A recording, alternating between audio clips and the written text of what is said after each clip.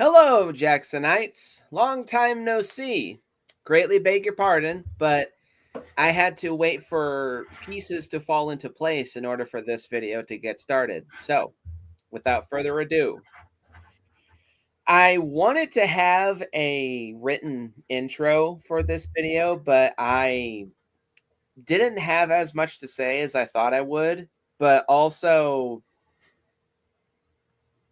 just didn't have the time. I've been busy. So, but I do want to say a few words before we begin. So, from 2002 to 2010, I was in elementary school and middle school, and I hated every second of it. I was not a fan of school whatsoever. I just wanted to go home and watch movies all day. Not much of a difference as I am now. So, one of my favorite ways to avoid the misery of going to school was I would go to the library.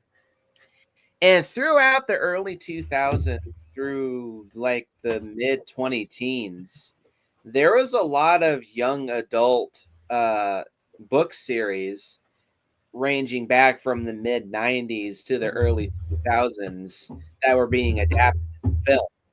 You had the Hunger Games series, the Twilight series, Divergent series, Aragorn, which the died, Percy Jackson, their Maze Runner. God, yeah, that piece of crap. Goosebumps I kind of throw in. They were popular in the 90s, but then the show was also pretty. It was also popular in the 90s, but it was re-shown on Cartoon Network quite a lot throughout the early 2000s. Yeah, I remember those Goosebumps VHS tapes, The Haunted Mask, Night in Terror Tower, Werewolf of Fever Swamp. Well, also they would re-air chunks of episodes of Goosebumps around Halloween time on Cartoon Network, so that's where I would watch a lot of Goosebumps.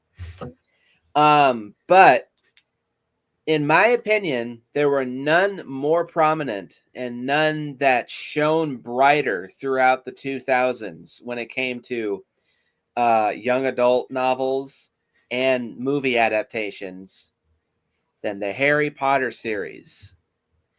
I've been a Harry Potter fan for as long as I can remember. I was 4 years old when the first movie, Harry Potter and the Sorcerer's Stone, was released. Philosopher's Stone, if you're in the UK. I don't give a fuck. I call it Sorcerer's Stone. Right. Sorcerer's Stone rolls off the tongue better than it does sound cooler. And when I was in middle school throughout early high school, actually, was when I actually started reading the books. And I've read every single Harry Potter book from beginning to end, except for one, which I'll talk about later. But I've been a fan of Harry Potter since as long as I can remember.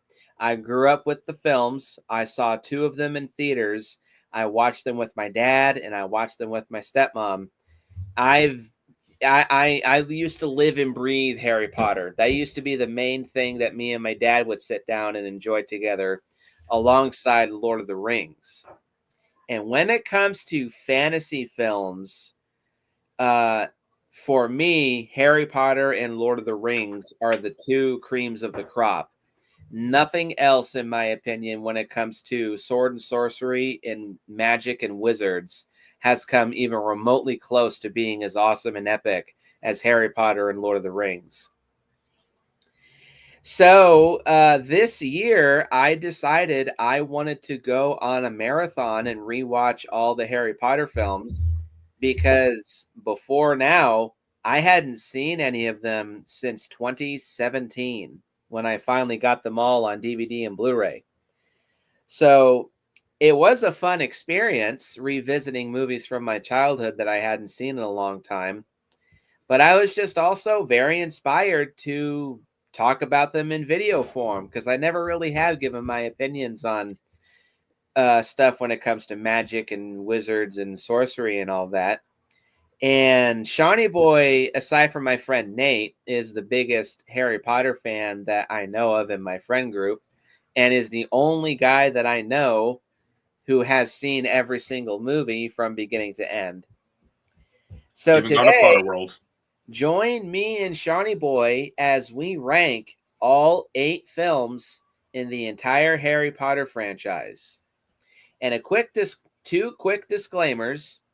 One, I don't think there's a bad film in this franchise. So even the lowest film in the ranking, take with a little bit of a grain of salt, because I still don't think it's bad. I just think it's the weakest of this franchise.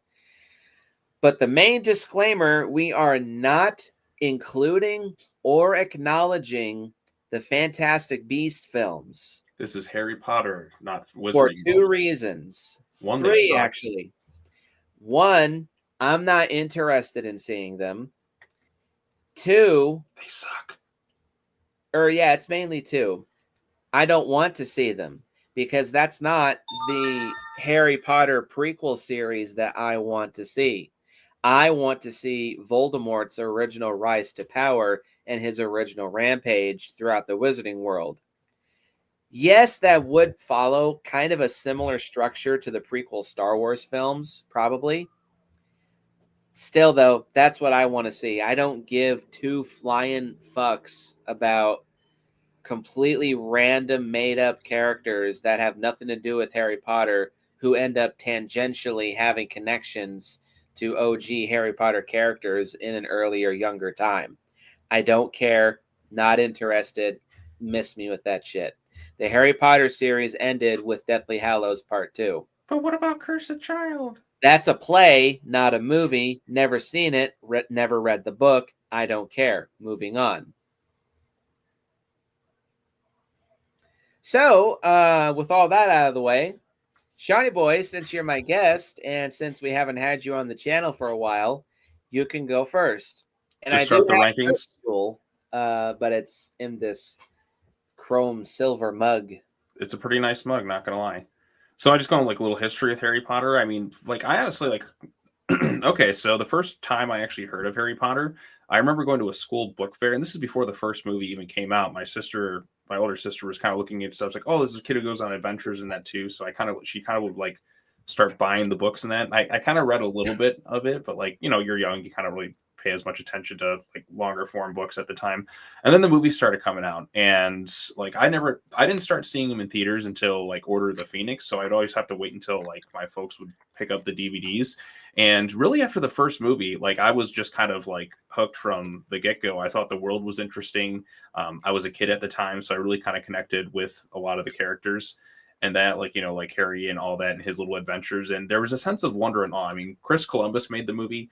And one thing about Chris Columbus is you notice a lot of the child actors who worked under him generally grew up like pretty okay. Like he knows how to direct them. When you go through Home Alone, Mrs. Doubtfire, and even through like Harry Potter, there was a sense of wonder and awe with the series that really kind of like gravitate towards like everybody. Like it just universally connected with people. Like if that first movie wasn't as good as it was, then you wouldn't really have like the long form series. Like it really kind of was like one of the most ambitious things, because it's like we're gonna do this entire fantasy series. Like Lord of the Rings did it, but they had the 3 like books, and those are like full blown adults and all that. They shot them all back to back.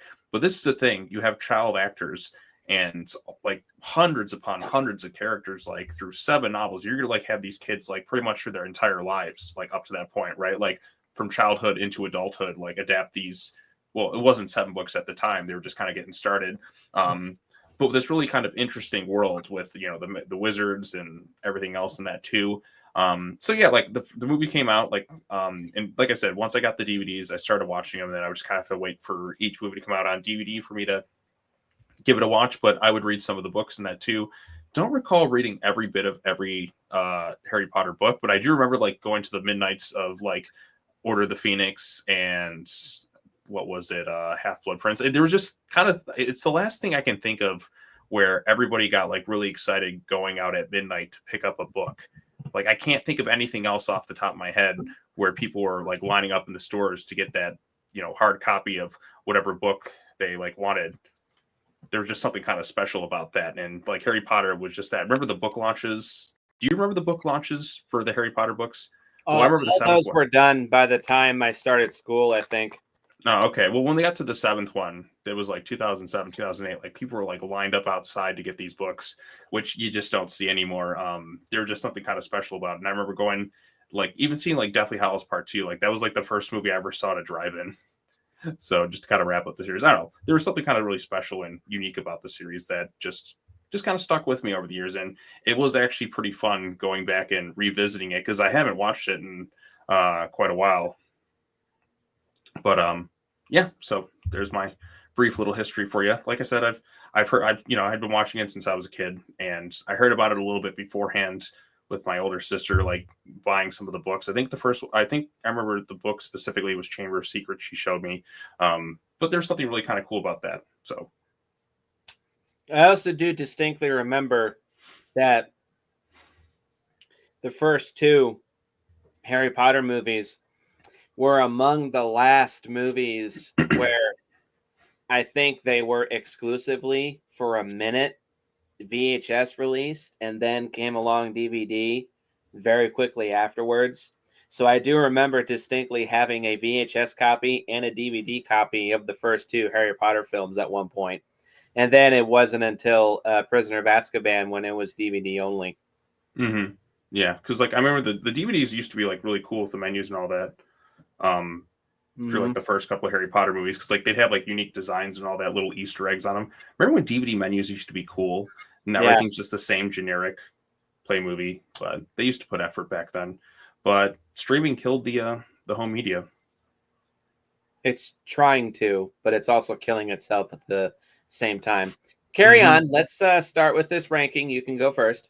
All right, at number 8, the only film I genuinely don't like on this list, I think it sucks pretty hard. Harry Potter and the Deathly Hallows Part 1. This movie is excruciatingly boring from start to finish. There's nothing interesting that happens. The only time I kind of cheered a little bit was when Dobby died because he was kind of annoying. We spend like there's just so many issues I kind of had like right from the get go. We spend so much fucking time in the woods with Harry, Ron, and Hermione. But then like there's like deleted scenes that I saw like after the fact that they should have kept in this thing. For instance, like his final scene with the Dursleys, like why wouldn't you have that in the movie? It's like 1 minute, like, but it's the actual kind of a bit of character moment for his cousin Dudley. He's just like, I don't think you're worthless. Like that actually meant something because you had all this time built up to it. But no, let's make time for a pointless dance scene between Harry and Hermione that just made me like audibly groan watching it. It's an ugly movie to look at. Like David Yates, as he kind of took over directing, kind of sucked the life out of the series. That's why you only see kind of like one movie. That's why his movies are generally at the bottom of my list, like spoiler alert, aside from one. Because he just kind of sucked the wonder and awe out of the series, and then even did it into Fantastic Beasts. Like why they kept this guy around for as long as they did. I'm like, yeah, he made money, but I'm like, couldn't we get somebody else? Hold on.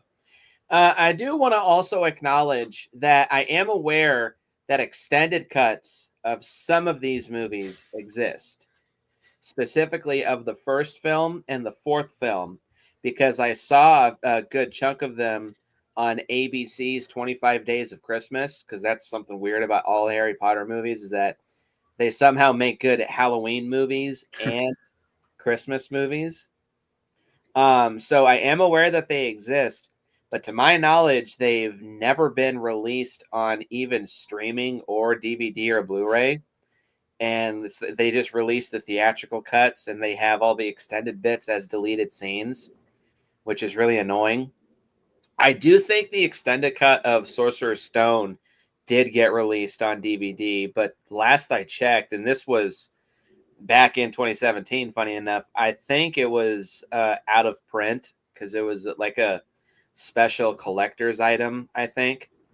So I just want to get that out of the way. We're mainly going to be talking about the theatrical cuts. Right. But I was just saying how like they include like pointless stuff, but stuff that actually like would have been cool to see, like for like 1 minute, like you couldn't throw that in there. Like I didn't see that deleted scene until years later. I'm just like, why the fuck wasn't this in the movie? Oh, but no, let's waste time driving to the fucking Weasleys to go watch it, to see a wedding.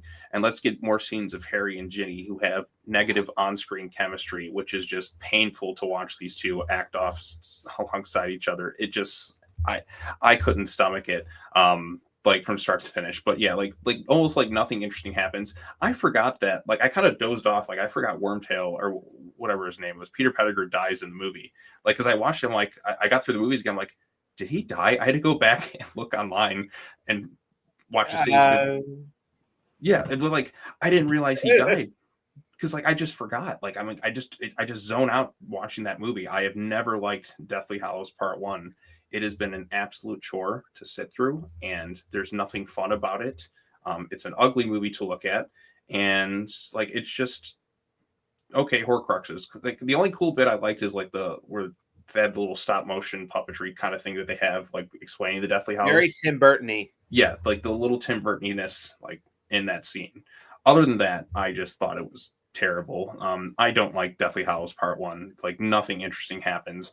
I don't care. Like, why do we spend 5 hours in the fucking woods? Just and then just randomly, like it'll be like Harry will just be like, I don't know why, but I really want to put my mouth on this golden ball sack. And for whatever reason, then that's what reveals the little secrets. It's like, oh, because I had this thing. Like, I can't stand it. Like, I do not like Deathly Hallows Part One. I never have.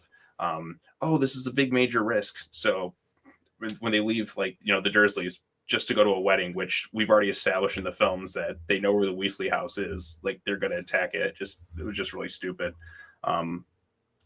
Yeah, so there you go. I don't like Deathly Hallows Part One. I can't stomach it in any way, shape, or form.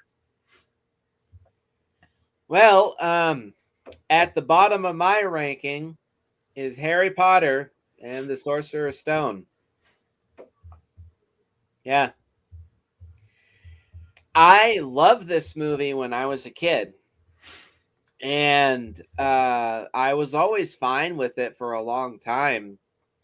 But, you know, like I said, I haven't seen any of these movies in almost a decade. So I was really surprised upon my rewatch of Sorcerer's Stone. Now, I will acknowledge that, yes, this is a very ambitious film for its time. Nothing like this had really been done before. And a wizarding magic, like witches and wizards, magical type of fairy tale land had never really been done before Harry Potter. Like, you kind of have that with Wizard of Oz, maybe a little bit. Mm-hmm. And like Narnia. Well, Narnia came out after this. That too. By the way, that's another book series that was popular in the 2000s. But this kind of thing had never really been done before. Oh shit! I just had that on the tip of my tongue. Oh, and like, there's been some Disney movies that have had witches and wizards, like Sword in the Stone. But yeah, so this is a big experiment piece for its time, as was the books, surely.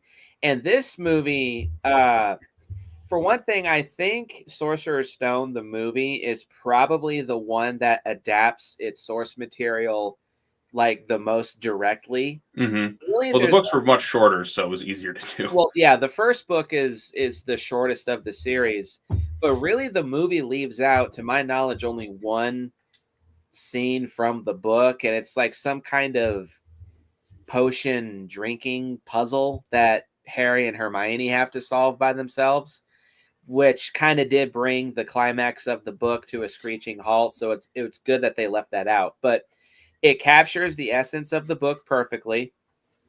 All the cast members and all the characters are portrayed and casted brilliantly.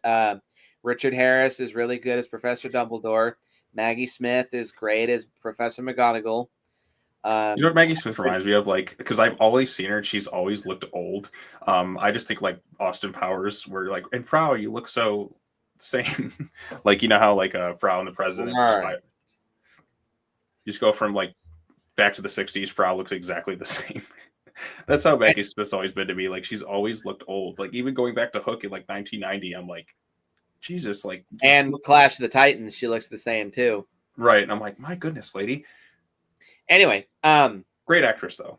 Great, wonderful actress. Yeah, this movie does showcase. It is a shame that Harry Potter never casted either Patrick Stewart or Ian McKellen. But, you know, there's other good British actors that they cast in this series that they took advantage of, which is perfectly fine. And yeah, it's a good adaptation of its source material. It sets up the world of Harry Potter perfectly, as does the first book. But therein lies why this is the weakest for me. Aside from Fellowship of the Ring and oh, that's your water tank thing. Yeah. Aside from Fellowship of the Ring and Star Wars Episode 1, this has got to be the biggest example of what I call first chapter syndrome. This is literally part 1 of a many part series. It's purely a setup film. It sets up the characters, it sets up Hogwarts, it sets up the Wizarding World. Well, it has to. I understand that, but it has all the flaws that I have with first films with first chapter syndrome. Namely, and this isn't really an issue with the movie, it's just a side effect of first chapter syndrome. Much more of what I like about Harry Potter is in the sequels. I like the darkness. I like the high stakes. I like the bleakness, sort of. This movie has none of that. There's also no wizarding duels. There's no deaths, really. There's hardly any action. And this also could not be helped because all of the main 3 characters were literally preteens.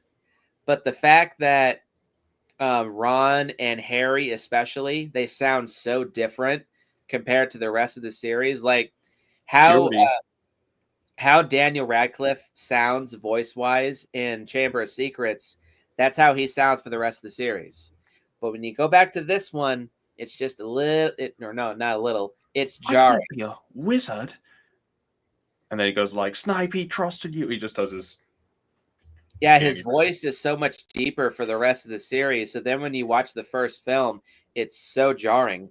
And also, Richard Harris does do a good job as Dumbledore, but he works in the first 2 movies because he just has kind of that mystique quality on it, but like the friendly old man, like Santa Claus. Character-wise, he's fine, but I think Richard Harris is like Dumbledore himself there's not really much to say about him, and Richard Harris's performance, it just feels a tad stiff at times.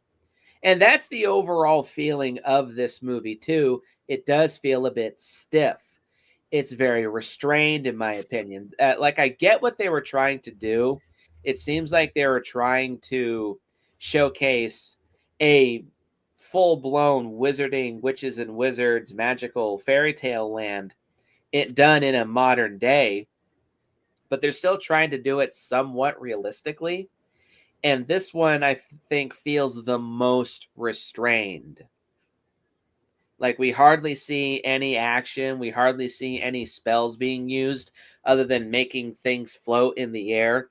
We see one, we see one monster, which is the 3-headed Cerberus dog, Fluffy, whom we never see again for the rest of the series. Even in the books, he never got mentioned again. We see one dead unicorn, and that's it. No other magical creatures, no wizard duels, nothing. So this, and also Professor Quirrell, hands down, is the weakest villain of the entire Harry Potter franchise. He's not threatening at all. And the CGI Voldemort face sticking out the back of his head is a little cringy. Very 2001. Very well. Very 2001. Yes. I can kind of see what they're going for. It does look a bit grotesque, kind of. But it's just not threatening and leaves very little impact on the franchise. Like, oh, yeah, you remember that one time when Voldemort's head was sticking out the back of that bald dude's head? No, nobody remembers that. So, yeah, Sorcerer's Stone is not a bad film, but it's just very prototypey. It sticks out like a sore thumb because of how stiff and experimental it is. It does do a good job setting up the franchise, sure, but anything and everything I like about Harry Potter is just not here. So, moving on. Your number 7. Number 7, I have Harry Potter and the Order of the Phoenix. This is the first one directed by David. Go ahead. Be right back. So this is the first one directed by David Yates, of course, and he would go on to direct every other film in the Wizarding World franchise from this point forward, which I do think was a mistake. I mean, he's done some good stuff in there, but my goodness, give somebody else a chance. It's what kind of made the first 4 films better, in my humble opinion, is because you had different directors kind of mixed in and everything. It kind of made it a little bit more visually unique and interesting. But with Order of the Phoenix, this is a bleak, depressing movie. Like, it's just a miserable movie to kind of sit through from start to finish. And I get that's kind of the point. You have the Dolores Umbridge character in there, which, by the way, the actress does such a good job. Like, I want to spit on the screen. She is just that awful of a person. And unfortunately, we don't get to see her die or anything like that, which is really disappointing. Like, come on, just you couldn't have her just killed off within it. That would have been kind of fun and exciting. And then I have other issues too. Like, for example, there is the stuff with Cho. Like, they do find out later on that she was tortured and like kind of gave him like the truth serum to like reveal where everything was, but they give her such the cold shoulder, and there's never like an apology or anything like that to her, or anything like, oh hey, sorry we kind of snapped at you or something like that. There is absolutely none of that in the movie. It just makes it look so much worse on like kind of everyone's like behalf, and that's just kind of I don't know, it just really kind of disappointed me. The Wizarding duel between Voldemort and Dumbledore is actually really cool at the end of the movie. In fact, I'd say that duel is more exciting than the climax in Deathly Hallows Part 2 when Harry's fighting Voldemort, personally, because you get all the cool different spells and everything like this. This kind of where it works for that kind of direction. But this is just a really depressing, like miserable, like unhappy movie to kind of sit through. There's some cool stuff in there. I do like the moment when Fred and George are just like, you know what, enough of this shit. Like, and that moment where they kind of come in and kind of free everybody up and like destroy all the exams, and like that's a happy moment. And then the best moment in the entire movie is where Harry's just like, I'm sorry, Professor, I must not tell lies. Like, to me, that was pretty awesome. Like, just bye-bye, bitch, sort of feel. But again, that's my opinion. So, like, I don't know. I don't have much else to say about Order of the Phoenix. I just think, for one of the longest books, it was turned into one of the shortest movies. So at least that's got that in its favor. But upon rewatching, I'm like, this is just an unhappy movie to sit through. So, but what do you think? Go ahead. You're number 7. My number 7 is the one that I did have at my number 8 for the longest time, and that's Harry Potter and the Goblet of Fire. So if we were to look at the Harry Potter series as a shonen anime series like Dragon Ball Z or Yu Yu Hakusho, Goblet of Fire is the tournament arc. So many shonen anime shows have had a batch of episodes that has the characters go and fight in a tournament. It's very formulaic. It's very pointless and drawn out. And for me, honestly, it's boring. And yeah, this movie has all of those issues. I don't care about the other new characters from France and Belgium, like the Victor Crumb. Victor Crumb and his gaggle of dudes, and Fleur Delacour and her gaggle of girls led by Madame Maxine coming into Hogwarts and hosting this big tournament of wizards. And these people never show up again in the rest of the series. Fleur does, because she marries the oldest Weasley kid. But yeah, aside from her... She did? Yeah. Fuck, yep. I don't remember that at all. That just goes to show how forgettable some of the side characters are. And yeah, that's the thing, is that they're just here to have a much larger cast just for the sake of such. And they leave no impact whatsoever. Now, sure, we do get the debut of Robert Pattinson as Cedric Diggory, which was cool. It's kind of funny to see him in this right before he hit it big with Twilight. Mm-hmm. Like he acts good in this movie, but he's not in it as much as I think he should be, in my opinion. Now, we do have one of my favorite characters, even if he is an imposter for most of this movie, and Moody. Alistair Moody, played by the awesome Brendan Gleeson. And yeah, even if it is an imposter for most of this movie, I love Professor Moody in this film.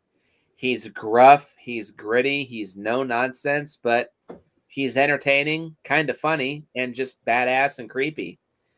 But the tournament side of things is my biggest issue.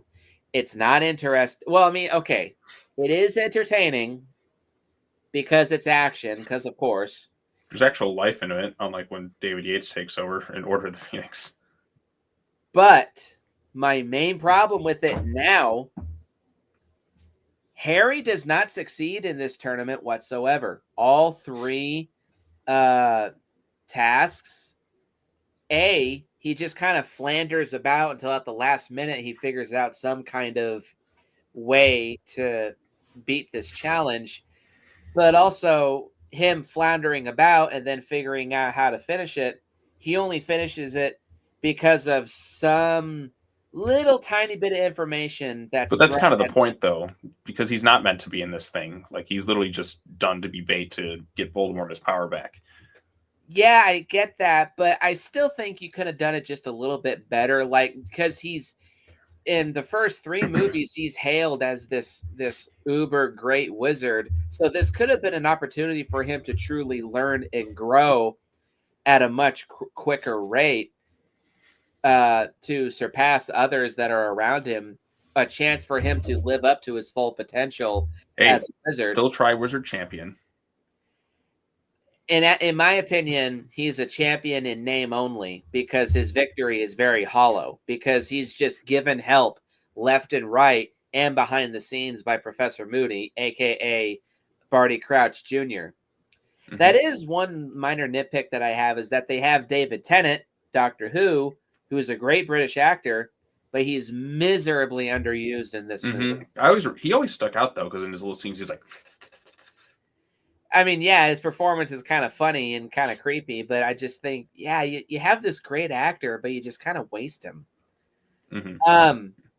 So yeah, I don't like the tournament arc of part of this movie. Like, yeah, there is entertaining action scenes, and there's some cool scenes where like he grows gills and fins and swims underwater with mermaids.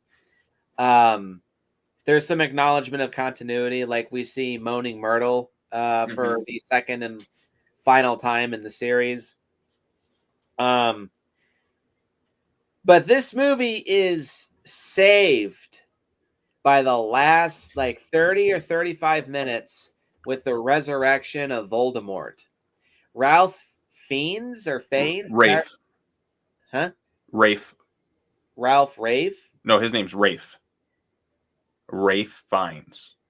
Okay, Rafe Fiennes, excuse me. He is so much fun. He is fun, and you can tell he is hamming it up a little bit as Voldemort, but he's fun to watch. But he hams also, it up more in the sequels. How? Huh? He hams it way up in Deathly Hallows Part 2. Like, he just goes absolutely bonkers. Yeah, and that's part of Voldemort as a character, but we'll talk about that more later. But his introduction in this movie, it's genuinely, like, I saw a comment earlier today, actually, saying this was the point where everything changed. When Peter Pettigrew kills Cedric Diggory, that's when the switch flips and it gets much darker, much bleaker, and much more fucked up. And this is when the series, in my opinion, really starts getting good-ish.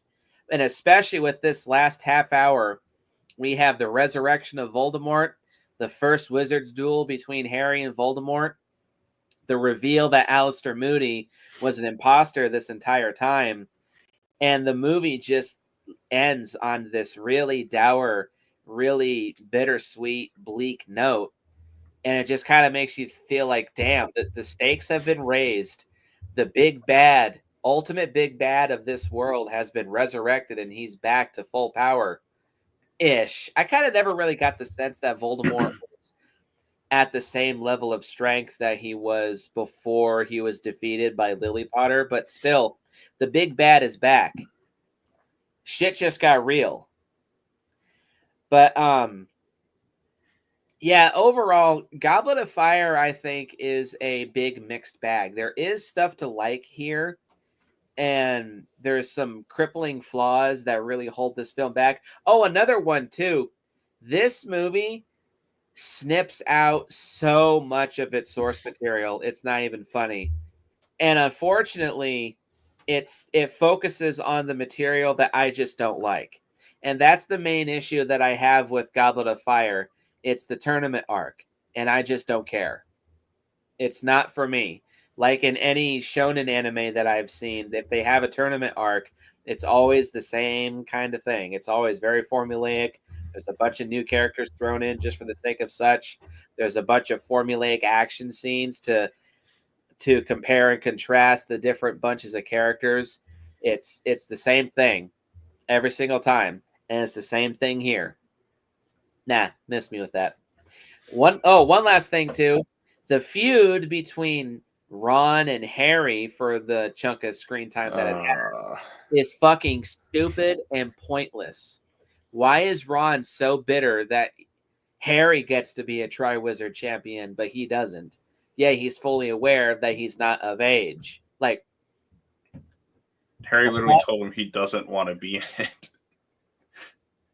So him having to stick up his butt for as long as it happens in this movie, it's totally pointless and stupid and forced. Grow a pair of balls, Ron. Quick spoiler too. Ron has always been my least favorite of the main trio in this series. So my patience with him is kind of thin to begin with. But when he just starts acting like a diva, little pansy ass bitch, because he doesn't get the spot in the spotlight that he wants, nah, fuck you. Your All right. number 6? Number 6 is, ironically enough, the 6th Harry Potter book, Harry Potter and the Half-Blood Prince. This one, like I said, I rewatched it. Like it's one that, one of my issues too is it focuses so much on this obnoxious relationship thing with Ron and his whatever her face is like in the movie, and it takes up Lavender, whatever, who gives a shit. It takes up so much of the screen time, and a lot of it does certainly kind of drag. And again, this is the David Yates effect. Like the joy of like magic and all that is just kind of sucked out of the movies when Order of the Phoenix kind of comes in, and there's no longer the sense of wonder and awe with magic. Like you don't get the cool factor. Like you still have some of that. And again, the shift, I guess you could argue, kind of happens in Goblet of Fire when Voldemort's resurrection, and you have that sense of dread. It's really going to start to take over, and I guess that's kind of like intentional, but like it's no longer fun being at Hogwarts. Like you have the Quidditch sequences, like which used to be lively and exciting, which now are just so kind of bland and like kind of like visually ugly to kind of look at. There are some great moments in the movie. I think towards the end when we had the stuff with Harry and Dumbledore, and you know the scene where Snape kills him is rather effective, and like Draco's kind of he's kind of in that state where he's not sure if he really wants to follow through with this, but you see kind of his fear on the inside, and he's kind of forced into this livelihood, and you get a little bit more into his backstory, which I feel like they could have done way more with the Draco sort of redemption arc in the series, but they didn't really do much with it outside of like one moment in like Deathly Hallows Part 1 where he clearly knows that's Harry, but he kind of spares his life. And there's a deleted scene too in Deathly Hallows Part 2. It's a very quick little snippet of footage that right when Harry rolls out of Hagrid's arms, revealing that he's still alive, Draco runs back over to Harry's side of Hogwarts. He's like, says, Potter, and he like him signifying that, nah, I fuck you guys, I'm on Harry's side. And Voldemort's standing there looking shocked, and then he starts the fight back up. But that should have been left in the movie. God, too. like Yeah, they snip out a whole bunch of footage. Yeah, they snip out good character moments, but let's keep in this fucking dance scene between Ron or Harry and Hermione, which takes up like 3 minutes or whatever. And I'm like, why do we need this in the movie? Is it really essential to the plot? God, you can trim out so much of Deathly Hallows Part 1 because this fucking Horcrux quest takes an eternity. Whatever. I'm sorry, I don't like that movie. Like I said, Half-Blood Prince, like it's one that doesn't like stick with my memories much. Like because the first couple movies I remember more like fondly and all that, but like once I start getting like the later half, because I didn't really watch them as much growing up, like they didn't stick with me. I did see this one in theaters. I still like it. Now I do want to emphasize I do like my number 7 through 1. Like I do like all the movies. Like I'm just a little bit more like they're just not as enjoyable as some of these later ones as, some of the higher ones up on my list. But again, the stuff with Dumbledore and Harry, then you have like the new potions professor and all that kind of mixed in. This is also the start of the Harry and Ginny stuff, which God, is it bad? Yes, like it is like these Okay, two. a couple of disclaimers. I am one of those people who says Harry and Hermione should have gotten together. It would have been better because Harry and Hermione rolls off the tongue way better than Ron and Hermione does, first of all. But Harry hooking up with Ginny comes out of nowhere and to me feels very forced. Ginny these two beforehand, have no chemistry. yeah, they have no chemistry, and Ginny always just felt like a lesser Android 18 for Krillin, speaking of Dragon Ball Z. But like Ginny always felt like she was by Harry's side because she was always very grateful for saving her life and saving her secrets. But that's it, just a very loyal and helpful ally. But then suddenly falling for each other, to me, sticks out like a sore thumb, and has never, ever, ever felt right to me. God, every scene between those two actors where they have to act it, like it is so painful to watch because they look so uncomfortable. Keep in mind too, these are teenagers, even from then, a teenage book. So, and those scenes were made for teenagers. So it worked for me kind of back then. But as an adult, it's it's cringy to sit through. right. And I've seen teen romance done way better in so many other things, but this was just excruciatingly painful to watch these two try to act that way. There is some funny moments in there, like I do like some of the bits with like Harry and Snape where he's like there's the one scene where he goes to the party or whatever and he's like, where'd he go? And he just kind of like fucks off or something. Was it this one or was it Goblet of Fire where Snape's slapping the shit out of all of them? 4? Okay, it was that or 5. It might have been 2. So I haven't talked. We'll get to more Alan Rickman shortly, but like Alan Rickman's my favorite character in all these movies. Like he's just so entertaining from start to finish. But like every time he's on screen, like I'm always like interested. So, but Half-Blood Prince, it's still a good movie.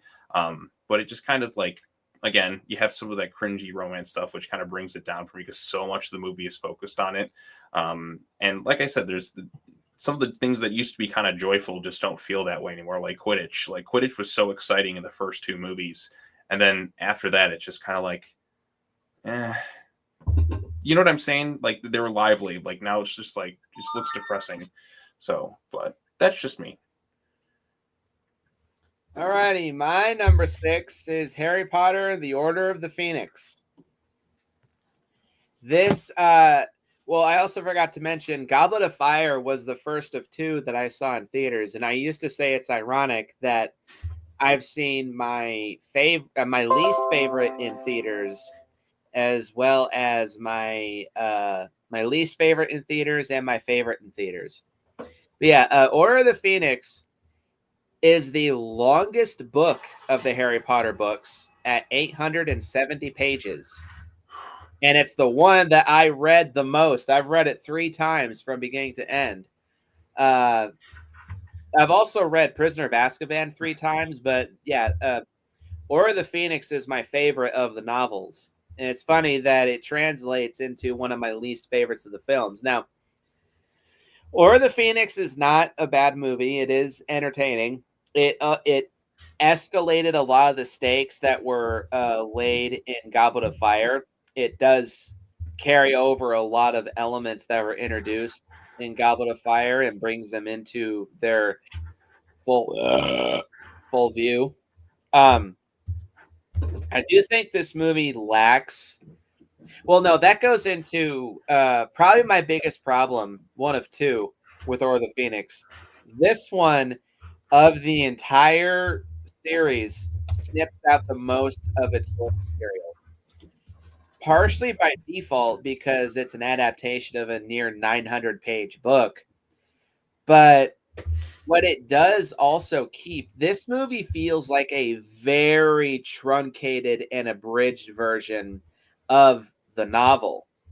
the one big reason why the book was so long, at least to me, it was really expanding on the effect of the return of Voldemort to the wizarding world.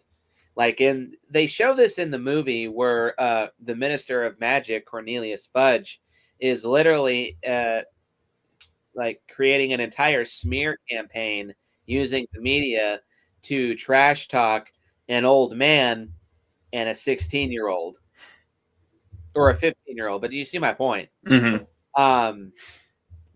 But there's so much more of that's in the book.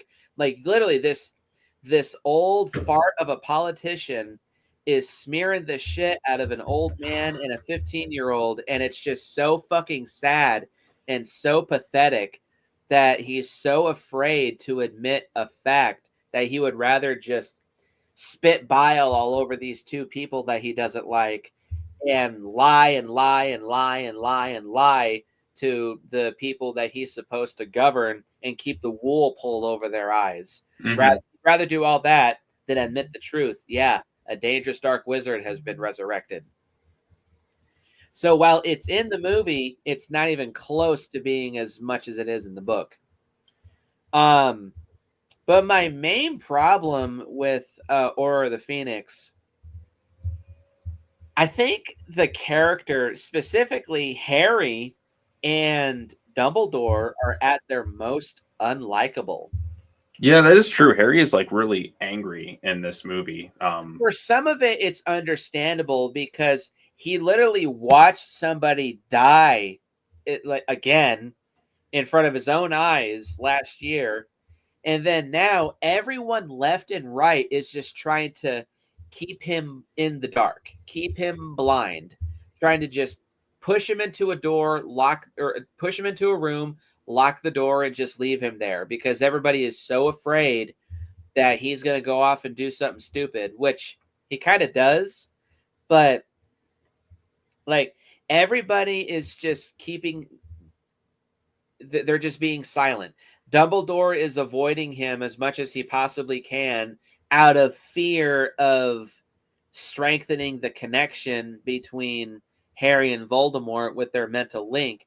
But in the end, I think that in and of itself kind of strengthened their link because Harry just keeps getting more and more and more and more frustrated with everybody around him. And Voldemort is feeding off that frustration, so that in and of itself is strengthening the bond.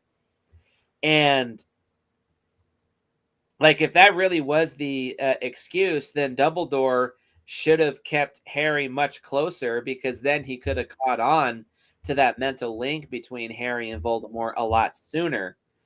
But yeah, his reasoning for staying away from Harry this whole movie, it's very weak. It's very off-putting. It makes Voldemort look like a complete asshole. So yeah, Harry being so angry for a good chunk of this movie, it is understandable. Like when he snaps because Dumbledore is talking to the portraits and trying to do this and this and that, and then Voldemort messes with Harry, and then Harry's just like, "Look at me! What's happening to me?" And then obviously Dumbledore is just like, "Whoa. Damn."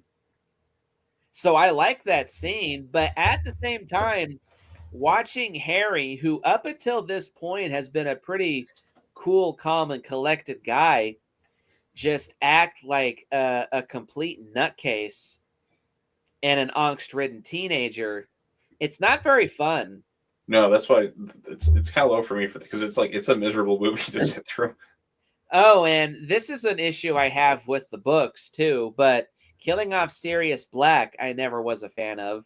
Not just because Gary Oldman's a good actor. It felt too soon. Because this guy's whole life has been like ruined, and then it's like any sort of like chance of like getting it back again or kind of redeeming himself in the eyes of the public is just thrown away. Yeah. But it also should have saved his death for the last book.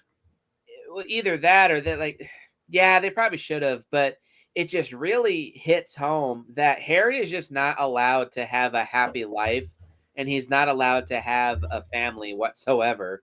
up until the last book or movie. But so him being so angry and so frustrated, a lot of it is understandable, but it's also hindered by everybody around him is just staying away from him, or they're being forced to keep silent, or they're so afraid of this, or that they're just doing anything and everything they possibly can to keep Harry in the dark. So it is frustrating, but it's really not fun. And another problem I have too is that going back to how much they snip out of this movie from the book, Harry having all the kids at Hogwarts band together in order to learn defensive spells to protect themselves against the dark arts.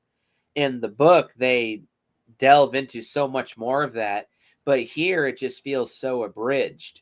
And that's another issue I have with this movie. This, I think, is the most quickly paced movie of the entire series. It's just go, go, go, go, go, go, go. Like even more so than Goblet of Fire. And it's just kind of a shame. There was a whole bunch of world building and just a whole bunch of character expansion from the book that they snip out and throw away for the movie. Well, you know, the books used to start like this, and then they just kept getting more and more excessive with like each entry. Felt like. Now, I mean, I like that expansion. So Mhm. for me, as I'm a fan of the books, I wanted to see a lot of that in the movies, but the movies went out of their way to snip out all that interesting world building. But anyway, so it sounds like I don't like this movie at all. No, I do. With your favorite character, of course, Dolores Umbridge. Oh yeah, Dolores Umbridge has got to be one of the greatest female villains in any movie or To be show. honest, she's way more.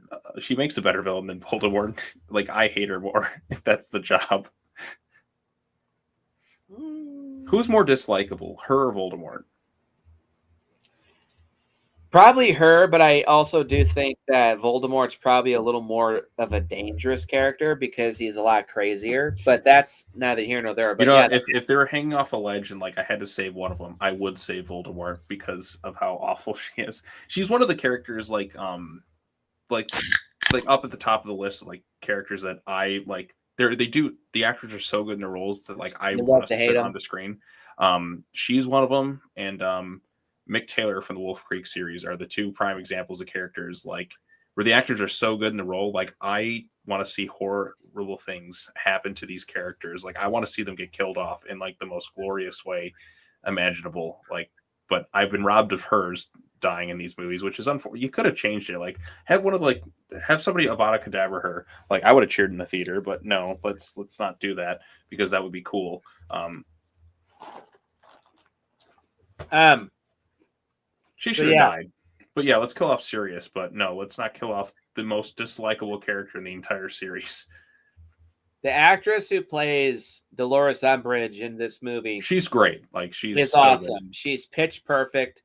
She doesn't 100% look like how she's described in the book, but how she acts and how she talks, it's You pitch deserve to perfect. be punished.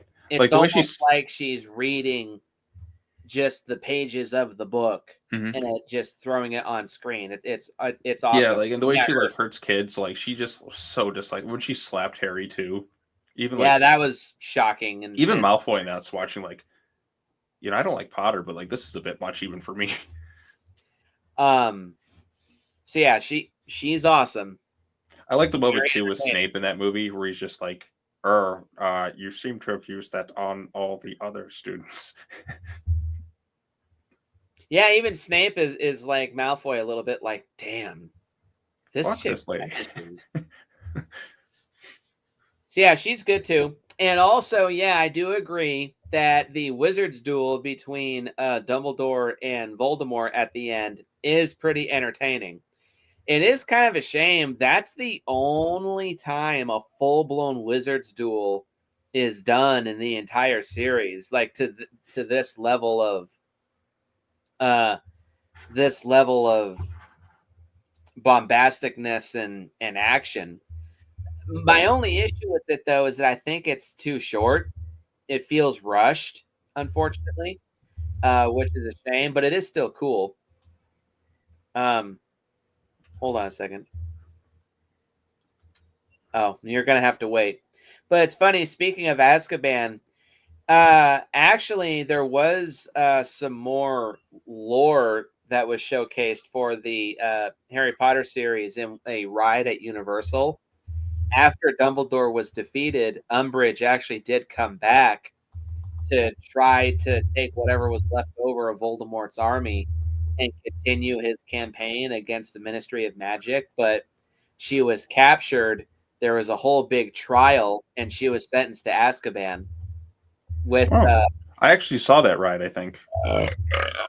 I think Daniel Radcliffe and company had some involvement with that ride, but They were on the ride because I actually I was looking for my wand for this video, but I couldn't find the one I got at Universal Studios, which by the way, butterbeer is delicious. Never had it. It looks good though. And also Rafe Fiennes, is that it? He's kind of underused, but I do like in this movie and the next movie especially, they imply Voldemort's presence rather than show it. But at least here we do get an appearance of Voldemort at the very end, and Rafe does a really good job. He's not quite as hammy as he is in his next appearances, but he is still really good. Oh, he hams the fuck up soon. Just wait. So, Order of the Phoenix is also a mixed bag. I think it does lean more towards things to like, or at least Dolores Umbridge makes up for a lot of this movie's faults.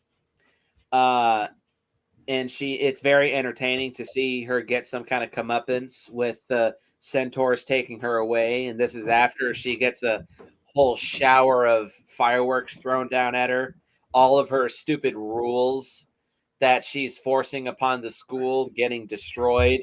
Her owl's exams getting destroyed. It's so satisfying and so funny and entertaining. And it does work because the movie is so goddamn depressing from start to finish. Yeah, it's a nice feel good moment. There's some there you worthy go. moments. I did clap in the theater when Harry's like, I must not tell lies. I'm like, that's pretty fucking great. Professor, I must not tell lies.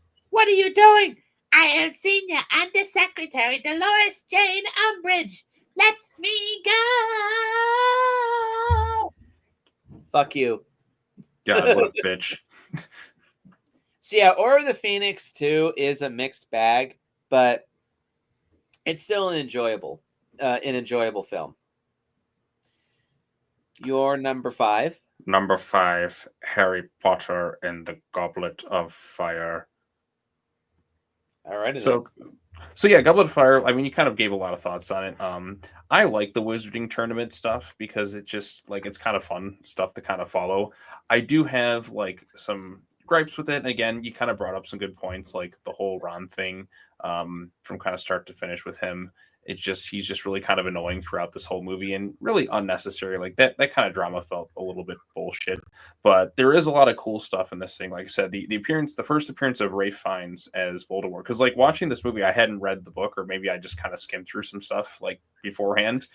So it was a genuine surprise to see that Voldemort actually became resurrected in this thing, and just seeing what he kind of looked like. I'm like, oh, cool! Finally, 4 movies into this thing, we're finally seeing this guy come back to full strength once more. By the way, do you think it's kind of weird that we don't really have a large variety of villains in this series through 7 to 8 movies instead of just sticking with the same guy in some capacity over and over again? Does that get a little? That's one of the reasons I like Prisoner of Azkaban. Yeah, we'll get to that one later on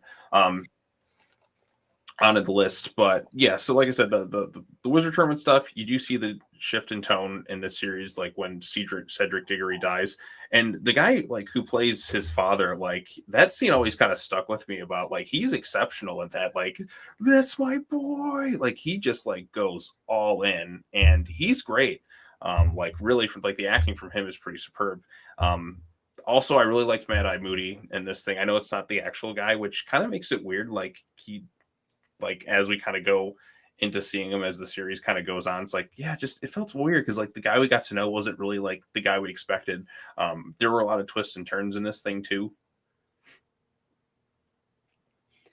I always did get the feeling, though, is that excuse me, how Moody acts in this movie when it is Barty Crouch Jr. actually, all of this still sounds like how Moody himself would act. Mm-hmm. Because I have this little theory is that when you take Polyjuice Potion, not only do you take on the physical appearance, but you inherit some kind of like memories of the person you're imitating. So you inherit some of their personality traits. And because he was taking Polyjuice Potion like crazy, he just started acting more and more and more like Moody. But then when the potion finally wore off, it was just full blown Barty Crouch Jr. Mm-hmm. And yeah, Moody was to me the last great like defense against the dark arts teacher that I kind of liked in the series. Why? Because he's blunt. I like that. Yeah, he was just cool. Like he just like uses like curses on a student or something like that, like transfiguration or whatever on Malfoy was kind of funny. Hey, like, I'd say that's an effective punishment, but that's just me. Yeah, I mean McGonagall threatened the students, remember, turning them into pocket watches. That way, one of you will be on time. I mean, she threatened a student with it, so I mean, there you go, lady. That was a joke, but I see what you mean. Yeah, so I don't know. She threatened him. To me, that's like I mean, with all the magic they're able to do, just do that. So, but yeah, like there's also one thing too that does kind of bother me, and it's more so because this follows up the previous film. It's like I don't know if I should bring it up now or when I get to Prisoner of Azkaban in my rank. I think I'm just going to right now. In Prisoner of Azkaban, we established the whole time turner time travel thing, which is never fucking utilized in any other movie without any explanation. And before somebody says, well, in the books they did this, doesn't matter. If it's not explained in the movie, it doesn't count because adaptations change things. Like you have to actually showcase what happens in the movies. They never used it again. You could have used it when they found out Voldemort was alive to kind of stop the whole thing if they wanted to. You could have done so many things. Like that's bothered me like every movie since. Like, why don't we ever bring this thing up again? Yeah, but like I said, my main problem with this one is Ron is a real douche throughout most of it. I did like the different schools in that. It kind of like was the last time I actually enjoyed being at Hogwarts in any of these movies, if that makes sense. Because like having the new students come in like brought a freshness to it. And you get to see the kids really start to kind of grow up a little bit more in this one. Really more so the last film was really kind of kicks in. But teenagers, romance and all that stuff kind of like inevitable to happen in this thing.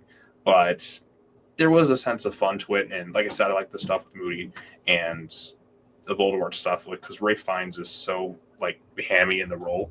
Like he cracks me up. Like he doesn't ham it up to the extreme like he does in the later films, but like he's pretty great in this one. So I like that. And like I said, the scene where Cedric dies and we see his dad is really good too. So yeah, there you go. That's all I really have to say about Goblet of Fire. Like I actually I finished this like a week or so ago, but now like because when you watch like all the movies like back to back, they kind of like mold together and you kind of forget things. So did Scorpius and Albus P use it in Cursed Child? I don't know. I haven't read Cursed Child, but I keep forgetting that exists.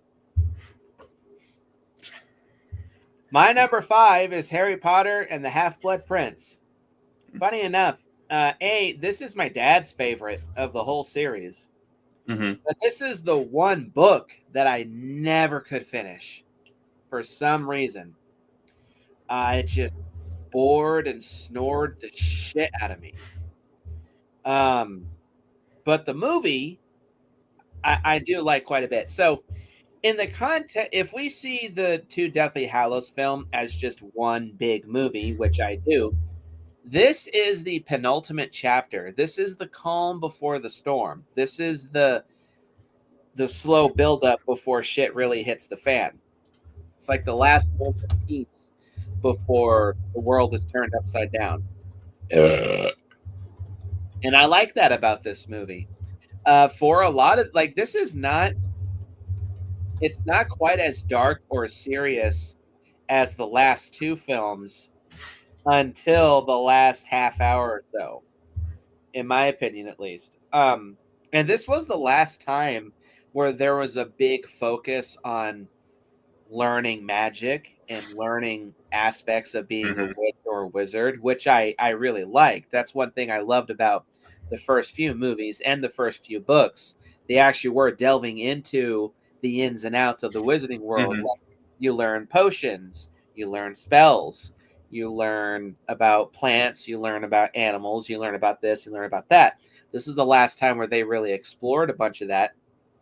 And well, so the knowledge that the kids attain doesn't necessarily apply to them being witches and wizards. It does apply to them learning about ways that they could defeat Voldemort. And that's one big highlight of this movie, is learning a whole bunch of the backstory that surrounds Voldemort, which fuels my desire to see a prequel series centered around Voldemort even more so. Mhm. But it is engaging, very captivating. It's good exposition and answering questions done right. It's not overblown.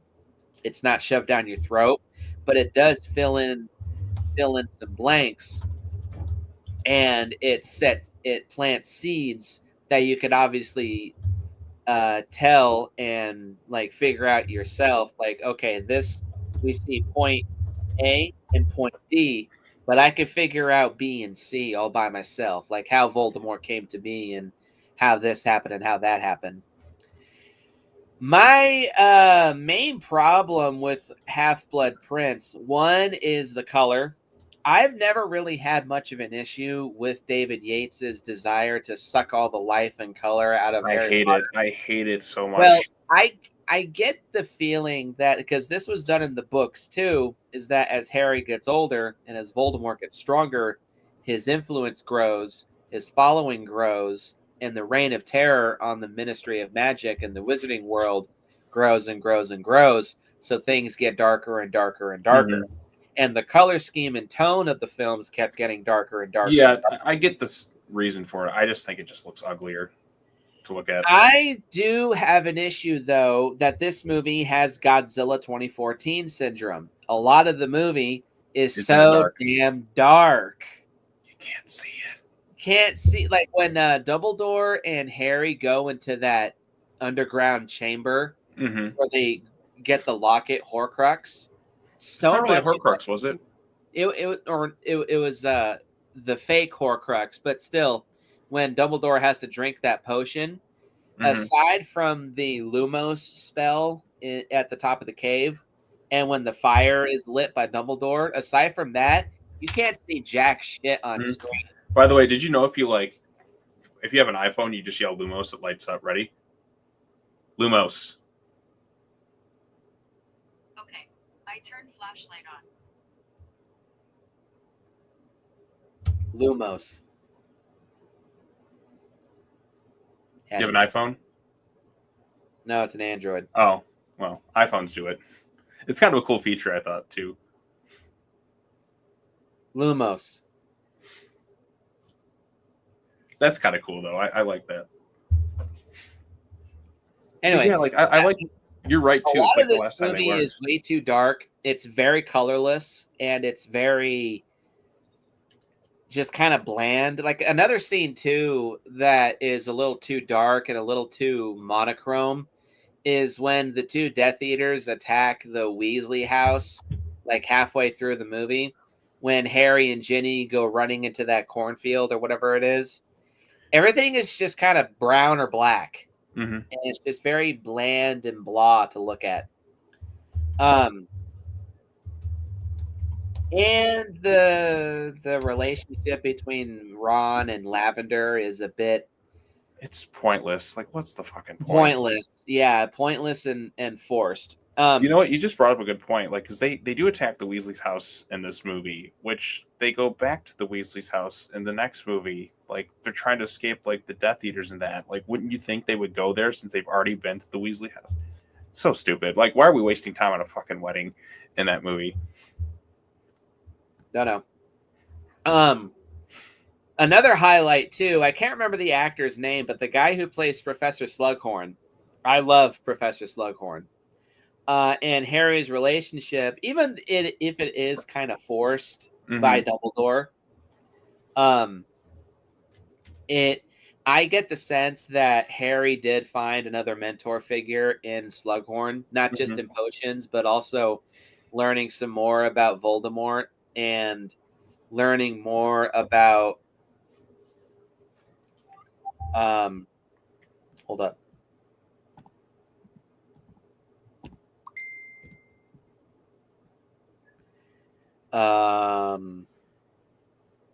Shit. I lost track. Oh, learning more about his Potions. parents, well, his potions too, but his parents and Sirius when they were younger, because they were all students of his. But yeah, I'd buy Harry and Slughorn's chemistry. I think it's pretty good. It's pretty sweet. The actor does a good job playing him too. But also I do think this movie is when Michael Gambon shone brightest as Dumbledore. I would This, agree. huh? I would agree. This literally being his, not his final performance, but his final performance as Dumbledore when he was alive.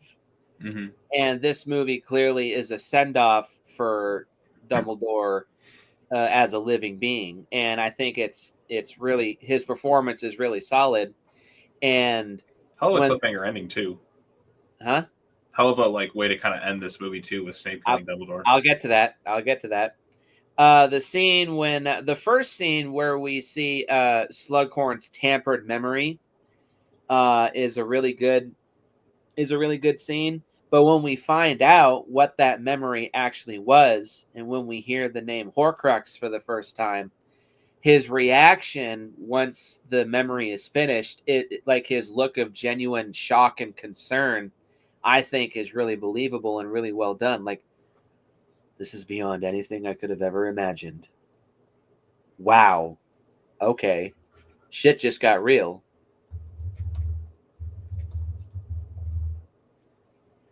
Is that his name? Jim Broadbent? Is that Slughorn? I'll have to look into that. But anyway, and yeah, the twist ending of Snape killing Dumbledore. First time I saw this movie, did not see it coming.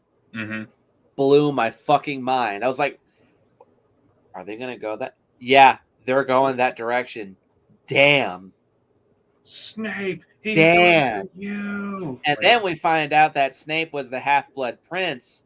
Another twist. Like, oh, fuck. Wow. What a... Because like I said, this is the penultimate chapter. This is mostly the calm before the storm.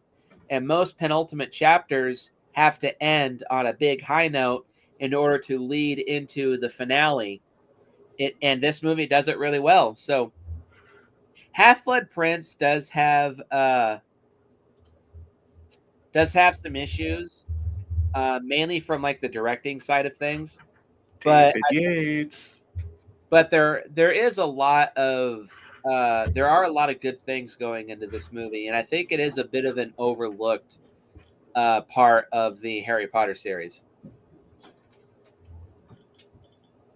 So you're number 4, I believe. Number 4.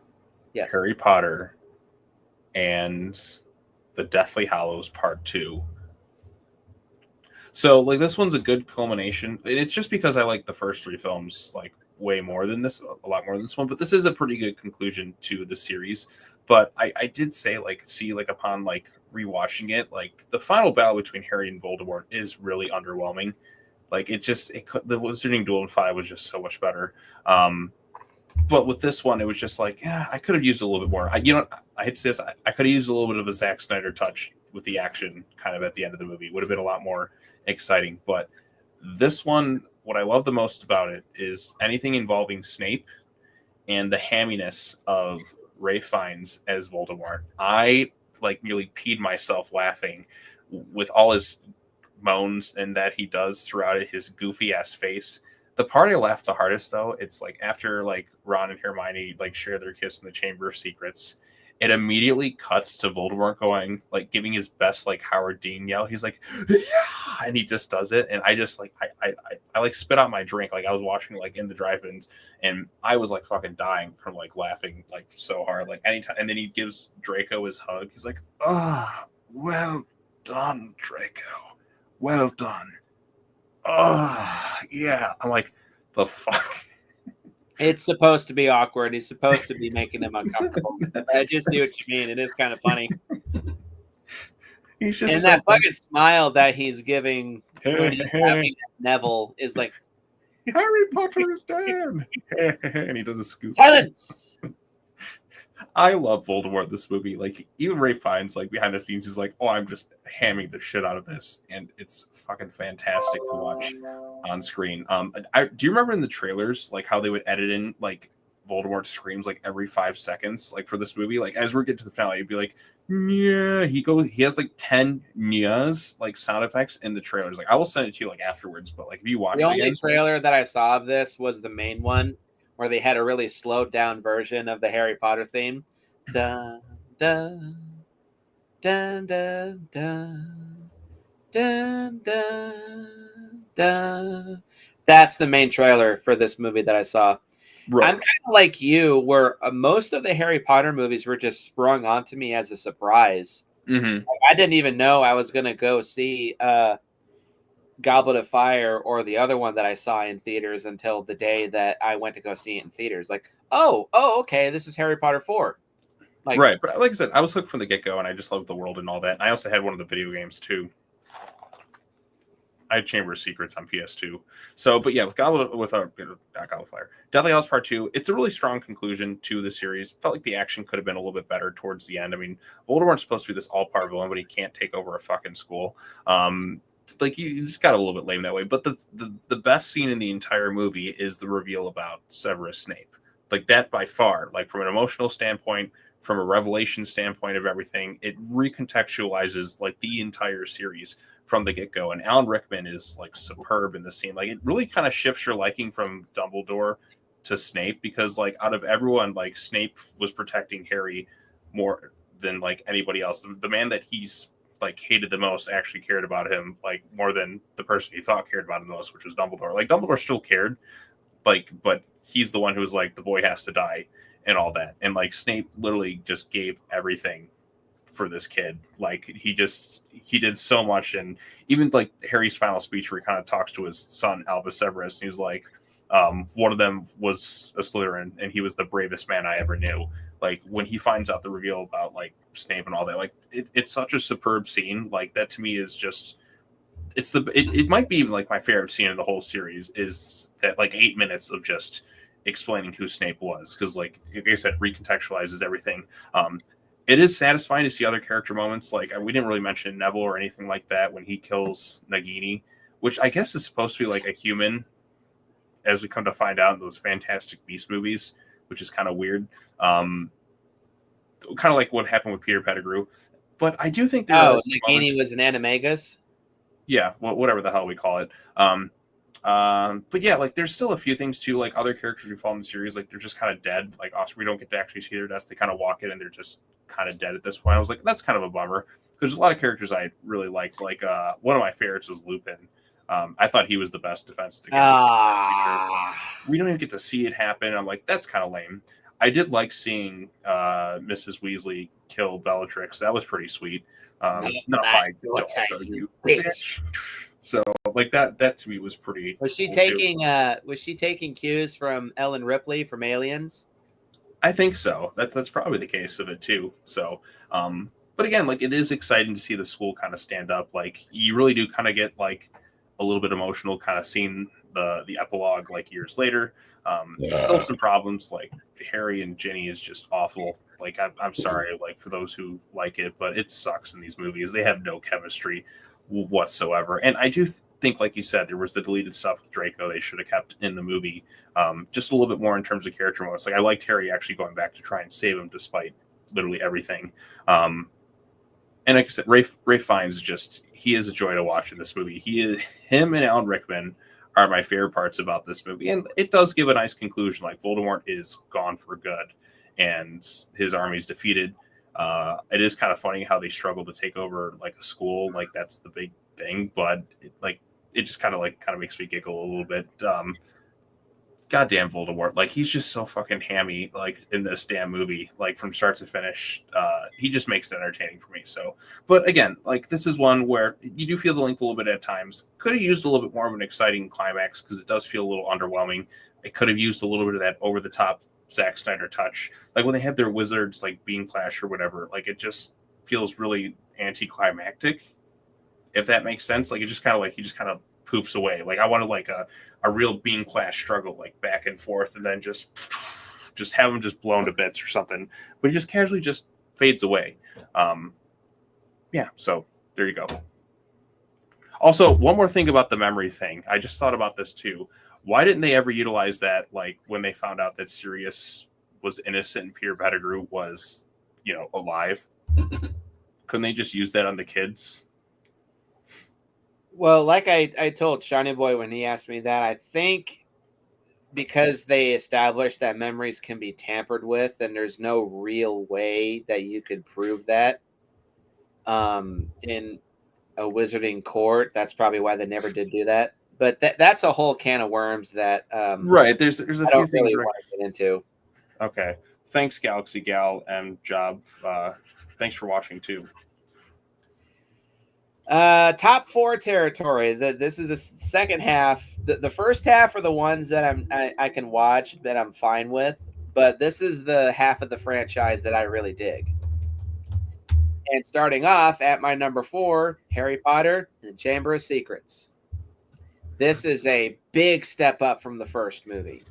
And this is another installment of that type of genre of sequels that I think do sequel things well. Some people say that this movie has Chris Columbus syndrome, which it does technically, because it copies a lot of the same things that were done in the first film, especially since this was also directed by Chris Columbus. Like the Quidditch match, getting all the wizarding supplies together, establishing the characters, establishing the villains.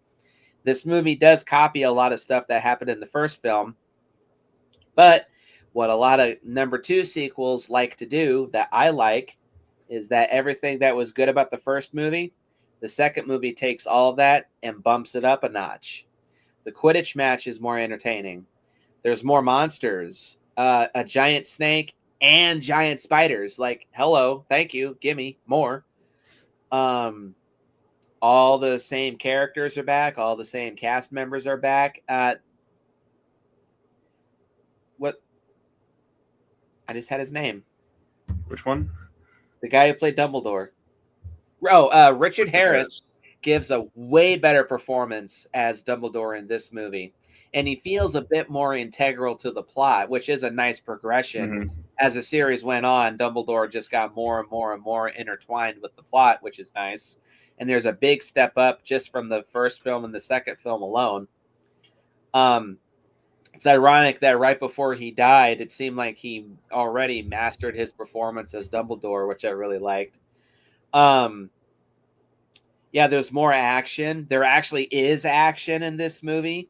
Harry actually uses magic in this film, unlike in Sorcerer's Stone, where Harry does not use a single spell whatsoever. He doesn't use his wand a single time in the first film. Does he really not use his wand at all? Nothing. This movie I also think is a really good gateway horror movie for kids because the tone is a lot darker than it was in the first movie.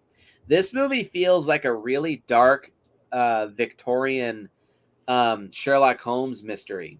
Like, and that a whole bunch of the movie is the characters just figuring out what's the Chamber of Secrets, who created it, what's the monster. We find out more about the history of Hogwarts and the history of the wizarding world, how Hogwarts was created by 4 witches and wizards: Godric Gryffindor, Salazar Slytherin, Helga Hufflepuff, and Rowena Ravenclaw. That's all really good world building and a lot of good. Be a Hufflepuff or Ravenclaw in these movies because they get jack shit to do. A Team Gryffindor for me, by the way. But yeah, a lot of really good sequels expand on the lore and expand on the characters from the first film, and this movie does that too. We have some good jump scares. We have some really creepy music. And we have a really now Tom Riddle is also not as threatening as other forms of Voldemort. And I think probably by default, he's probably the second weakest villain of the series. But the basilisk is a great addition and a great giant monster. I'm going to call it a giant monster, even if it is a giant snake. And I don't think the basilisk itself is just a giant snake as it's described in Greek mythology, but how it's showcased in this movie is really cool. And Harry has a pretty entertaining fight with it, using the sword of Gryffindor at the end. I also like Fawkes, the Phoenix.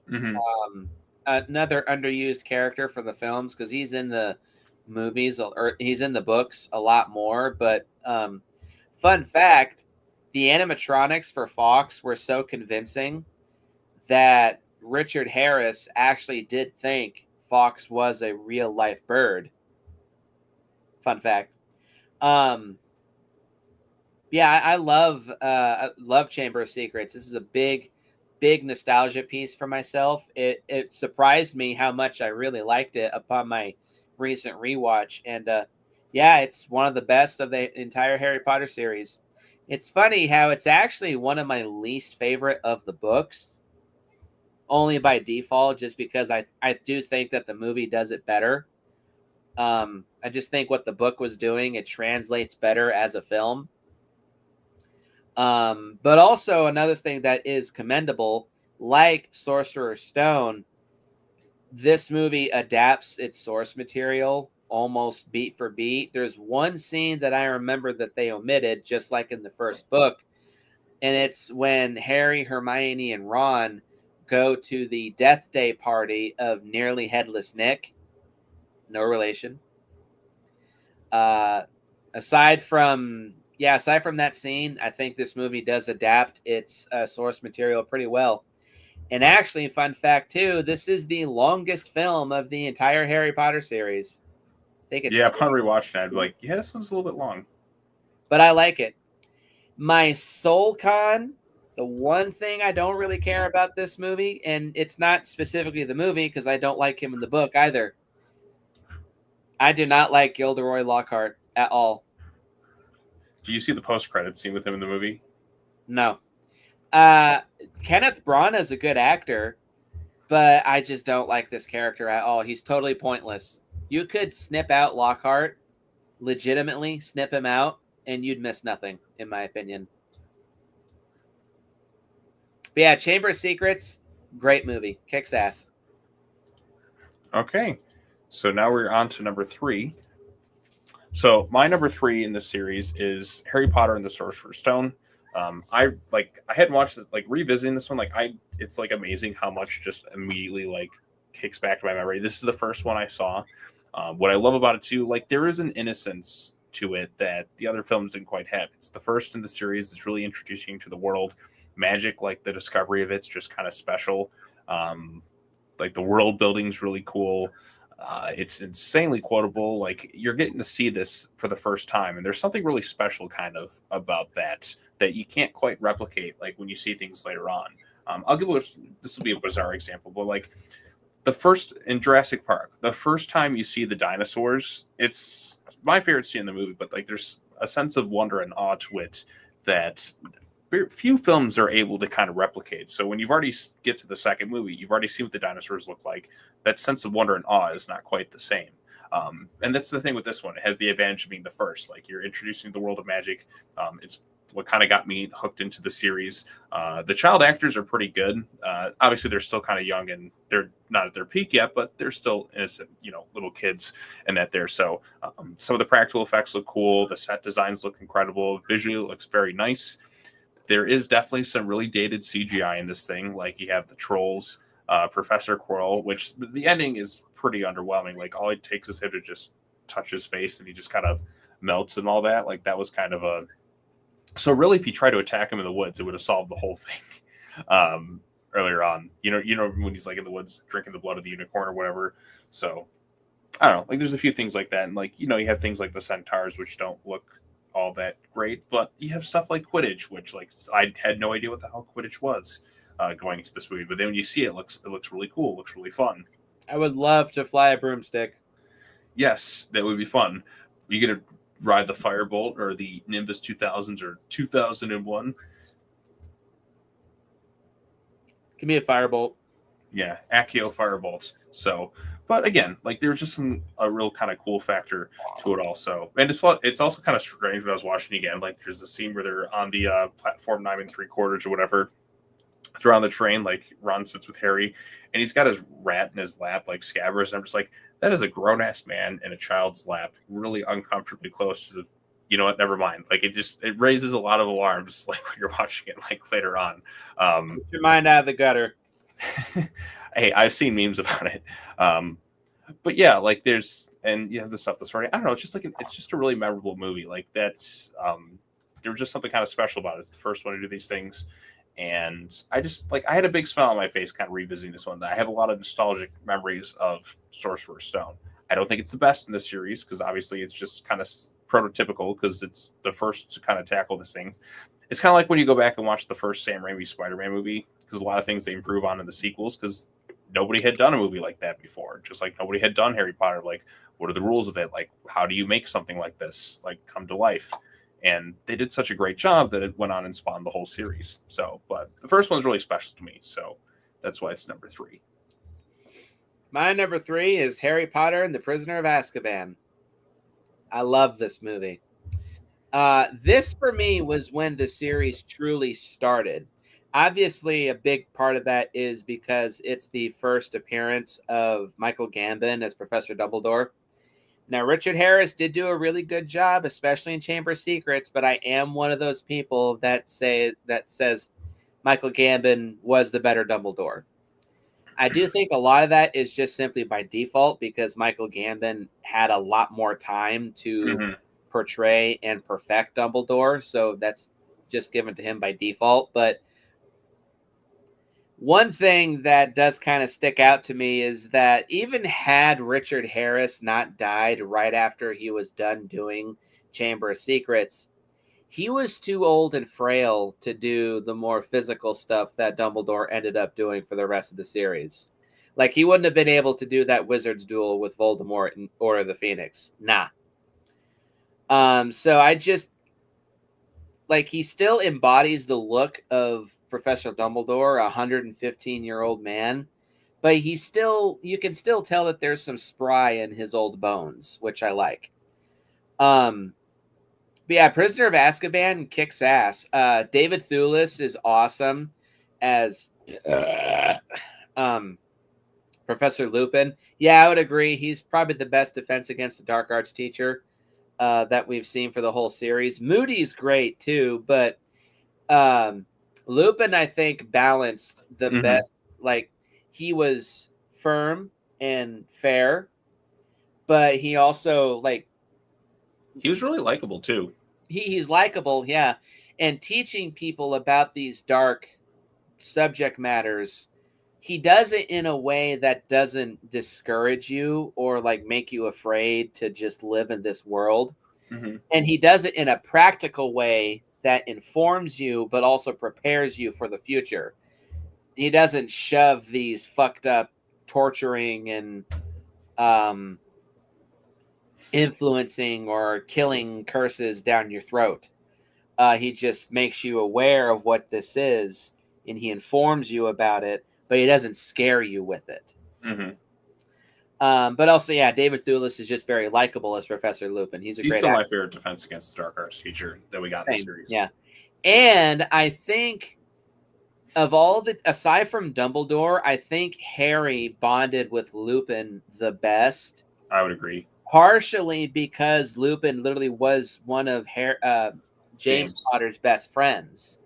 So it kind of is like Harry is meeting either his other godfather or like an uncle for the first time. So I really buy Harry and Lupin's chemistry together. And I also do like the introduction of Sirius Black into the series and revealing that Sirius Black is Harry's godfather, which is a big twist. Like, whoa, okay, what the fuck? So they're betrayed by their best friend. And then we find out that, well, yeah, they were betrayed by their best friend, just not Sirius. And then we find out that Scabbers, the pet rat for the last two movies, whom we thought was just a pet rat, turns out it was a grown man this entire fucking time. A very ugly fucking grown ass man. Yeah, that reveals like creepy as shit when you think about it. Like, this grown man has been around these, kids this whole time. You know what? Never mind. Just shut up. Get your mind out of it. Serious? My old friends. You piece of shit. I mean, the actor does a really good job playing Peter Pettigrew. He literally is like, he's a rat, but he's a total weasel. Mm-hmm. Sniveling fucking weasel. Little bastard. His death wasn't all that satisfying. I don't really think it was a death. I think he was just knocked unconscious, and then we never see him again. But he's a nasty little bastard who should have gotten a better comeuppance. But I forgot he fucking died. I was zoned out during like Deathly Hallows Part 1. I didn't realize he was dead. I had to go. I'm like, did I even remember him dying? That just goes to show how uninteresting. Like, he should have had a better death. And it's funny. I just realized this is part 3, and it's my third favorite of the whole series. I love the tone of this movie. It is also much darker, and it's more scary. Like, it feels more like a Halloween movie because there's also a werewolf in this movie, and there's more creatures. Like, we see Buckbeak, my favorite mythical creature for the entire series, and we never see him again. Damn it. We have a cool time travel thing. Like, because just when you think the movie's wrapping up, it like adds another like twist to it. Like, there's so many different like twists within the movie too that kind of makes it more interesting, I think. We also have the Dementors introduced in this, which are some of the creepiest motherfuckers of the whole series. But something that surprised me upon my recent rewatch, this is the funniest of all the Harry Potter movies. There's a lot of slapsticky and goofy humor that is done in this movie, and it doesn't clash with the scarier horror tones of this movie, in my opinion. It's a nice mix of being creepy and spooky, but also pretty funny. Mm-hmm. So, yeah, Prisoner of Azkaban kicks ass. This is truly when the series really started getting going and where I think it truly found its footing. This is also my second favorite of the books as well. Prisoner of Azkaban, the book, is really, really solid. And again, too, this movie adapts its source material extremely well, in my opinion. Actually, I can't think of any scenes that were omitted from the book. So, kudos. Yeah, Prisoner of Azkaban kicks ass. Okay, so number 2 for me, well, it's ironically enough the second film in the series, Harry Potter and the Chamber of Secrets, which basically reveals my number 1. Chamber of Secrets, I think, is an improvement over the first film. I mean, you kind of listed pretty much a lot of things I basically agreed with from the get-go. There's a little bit more tension for Harry this time around. He actually uses his wand, which I didn't even come to terms with that. You get a cool basilisk at the end of it. I like Gilderoy Lockhart. He's such a piece of shit, but like he's just this complete sleazeball. Like, he kind of makes me think of something like you'd see in like a RoboCop type movie, more toned down, like those piece of shit like characters who are just like so out of touch with reality. We also get Lucius Malfoy, which, played by a really good actor with Jason Isaacs. Superb casting there. Like, Jason Isaacs is pretty good in those types of roles. Dobby is kind of the worst thing in the movie for me. Like, he just kind of annoys me. He definitely gets a little bit annoying. It's funny, but it also kind of ups the intensity too. Like, the stuff with the basilisk, I always thought was really good. It is a longer movie. Like, it's almost like Sorcerer's Stone 2.0, but like they kind of took everything from the first movie and improved upon it a little bit. Like, Harry goes through hell in this year. Like, he is just like having like a really rough start compared to last year, where he was almost like being pulled into Hogwarts with all the letters. In this one, he is being like blocked at every single turn. And we also get to see some other things. Like, we get to see more of the Weasley family. We get to go Warren Diagon Alley and some of the darker areas of that. We get the first Horcrux of the series. I've always liked how Molly treats Harry throughout the series. She Yeah, like she's treats him as just another one of her kids. right. I like that too because he was never really treated like well growing up. So like he gets a little bit that family bond stuff, which is pretty cool stuff throughout it as well. The Quidditch scenes are exciting. I did think they upped the ante. Like this is the last time where Quidditch really felt fun. I think in the series because the next movie they kind of just hack it to pieces a little bit. It's for understandable reason with the Dementors and all that too. But this is one where I'm just like, yeah, I'm kind of bummed we don't get any more Quidditch after this. But it is kind of funny when Harry, like Gilderoy is like, all right, I can fix it in a second. Okay, there's nothing left. But you really feel like the stakes in this one, like kids are in real serious danger, like throughout this whole thing. Um, and then getting the reveal of like Voldemort's name as Tom Riddle was kind of interesting. I love a giant monster, so the basilisk was really kind of cool to me. And you And have Aragog too. yep, Aragog, who is dead in Half Blood Prince, and you have the Leech of Spiders, you have the Whomping Willow, you have the flying car. Great practical effects in this movie. Probably the best, honestly. Right. There's just a lot of things that this has going for it. Like this has just been like a tough year in general for Harry and everything. And you get like the howler, like the little envelope for like Weasley's mom. I thought that was kind of funny too. But again, really good solid stuff. So your number 2, sir. Harry Potter and the Deathly Hallows Part 1. Ugh, ass. No, yeah, it kind of seems like a lot of people don't really care for Deathly Hallows Part 1. I'm gonna take a nap and stuff. House Part 1. Now, okay, I do agree with a couple of the criticisms that Sean was talking about. This movie, Boring. It's so. Good. I don't really think it's boring, actually,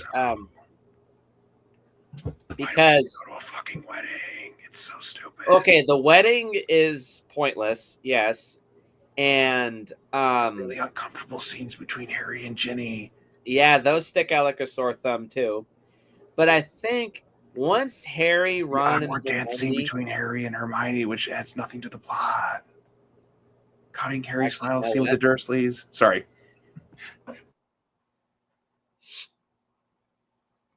Okay. Yeah, there are. It's mainly the first like 10 to 15 minutes that I really think are a little bit of a rough start. Hell, they kill off Hedwig, my favorite pet for the entire series. Why do you kill off Hedwig, the adorable snowy owl? And this movie kills off Professor Moody as well. That's a big no-no for me. But once Harry, Ron, and Hermione go on the run, and especially once they escape the Ministry of Magic, for me, I think it works really well. It acts as another penultimate episode for the movies, at least. Because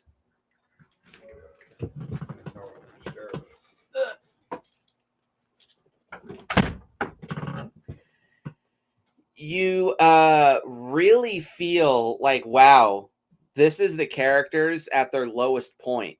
This is the characters getting their asses kicked the most. You know what this movie is? It's The Empire Strikes Back. In this case, though, it's done well for me.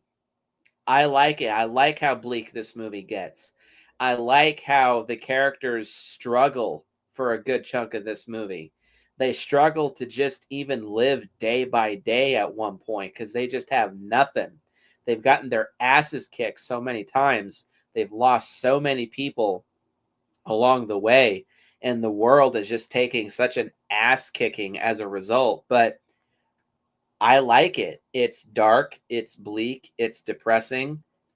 And for some reason, normally this would bug me, but I just dig it. It has an excellent cliffhanger ending when we discover that Professor Dumbledore had one of the Deathly Hallows this entire time. And yeah, that sequence where Hermione is reading the tale of the Deathly Hallows is an excellent animated sequence. It's so Tim Burton-y. I actually like had you not told me this movie was not directed by Tim Burton, I would have sworn this was a Tim Burton film because that feels like another segment out of Nightmare Before Christmas, if you ask me. Yeah, that sequence is really good. But yeah, when we find out that Professor Dumbledore had the Elder Wand, one of the Deathly Hallows, this entire time, and when Voldemort gets his hands on that and he fires this, it's a sky beam, but I still think it looks cool. And then the movie just ends. Like, oh, damn. Shit really just got real. So now the enemy essentially has a tactical nuke on their hands. Fuck. That's not good. And also when Dobby gets killed, it's literally just like a no, okay. Dobby was a little annoying in Chamber of Secrets, but especially in the books, he really redeemed himself. But I think at this point he'd redeemed himself. And when he dies, it is an effectively emotional scene. And I think it's well done. Yeah. So yeah, Deathly Hallows, part 1, I agree with some of its issues, but for some reason it just really resonates with me. And this kind of gives away what my number 1 is, but I'll talk more about that when I get to my number 1. So, Seanie Boy, what's your number 1? Well, I mean, the only one that I could possibly say is number 1, Harry Potter and the Prisoner of Azkaban. This one feels really fresh in the series for a number of reasons. For one thing, it's directed by Alfonso Cuarón. Fantastic director. Visually, this thing is the most visually interesting. Like, the directing style is great. I mean, you have the visuals of the Dementors, which really stand out. You have a little bit of more of angst in Harry this time around. Like, you see him starting to kind of grow up in this one. You get more of emotional depth from the child actor performances that you hadn't quite seen within the first 2 films. We get the introduction to Lupin, and also it's the only one where Voldemort's not really like the main threat in any of these movies for once. Like, it just feels kind of fresh that way. Yeah, you have like connections to it with Pettigrew and all that, but like having a new character, Sirius Black, I'm like, okay, we're taking a little bit of a break from like just Voldemort again. We just did him 2 movies in a row. We had the Quirrell, and then we had the Tom Riddle Chamber of Secrets things. Who's the Sirius Black character? Like, okay, this sounds kind of interesting. Where is this going to go? And then you get to the climax area, and then you have 3 phenomenal actors, and Alan Rickman, Gary Oldman, and David Thewlis just acting the shit like out of the scene in the Whomping Willow or whatever, Hogsmeade or whatever they're at, the Shrieking Shack. Like, that to me is like peak, where the series had like peak acting. Like, these 3 actors are locked the fuck in, and they just play off each other so well. I really like Lupin. It's very funny, but it's also kind of dark too at the same time. Like, it balances the tone of it like just so well. And then you think it's going to go in one direction, like the movie's going to start to wrap up.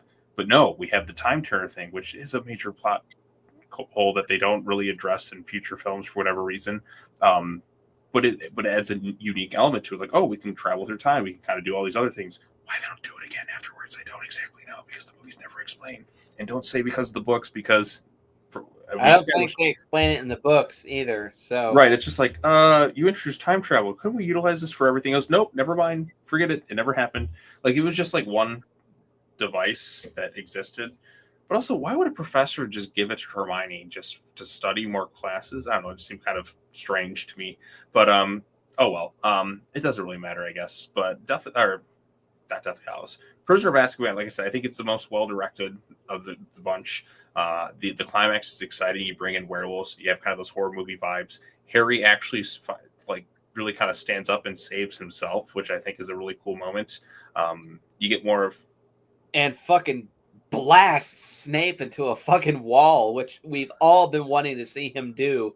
And this is the one time that he ever, like, full-blown attacks a teacher. Fuck yes. Mm-hmm. There are some creepier moments too, like with the divination, like divination class or whatever, where she just kind of snaps at one point when she goes back there. And then you have the Martyrs map. You have some kind of funny moments there. Snape, I suspect it's a Zonko product. Yes, I also like Snape, where he's like, "Where are you off to?" Off and a walk in the moonlight, where he just kind of foreshadows it all away, like with just little bits like that. I love that Fallon Rickman, just the way he kind of like delivers every line in that too. And again, the climax is exciting. The stuff with the werewolves, you have a werewolf, you have Dementor, you have the crazy twist with Scabbers, which recontextualizes the first two movies. I thought like that was kind of a crazy reveal too. Like, I mean, there's just so many things that this movie has going for it, and it's never dull.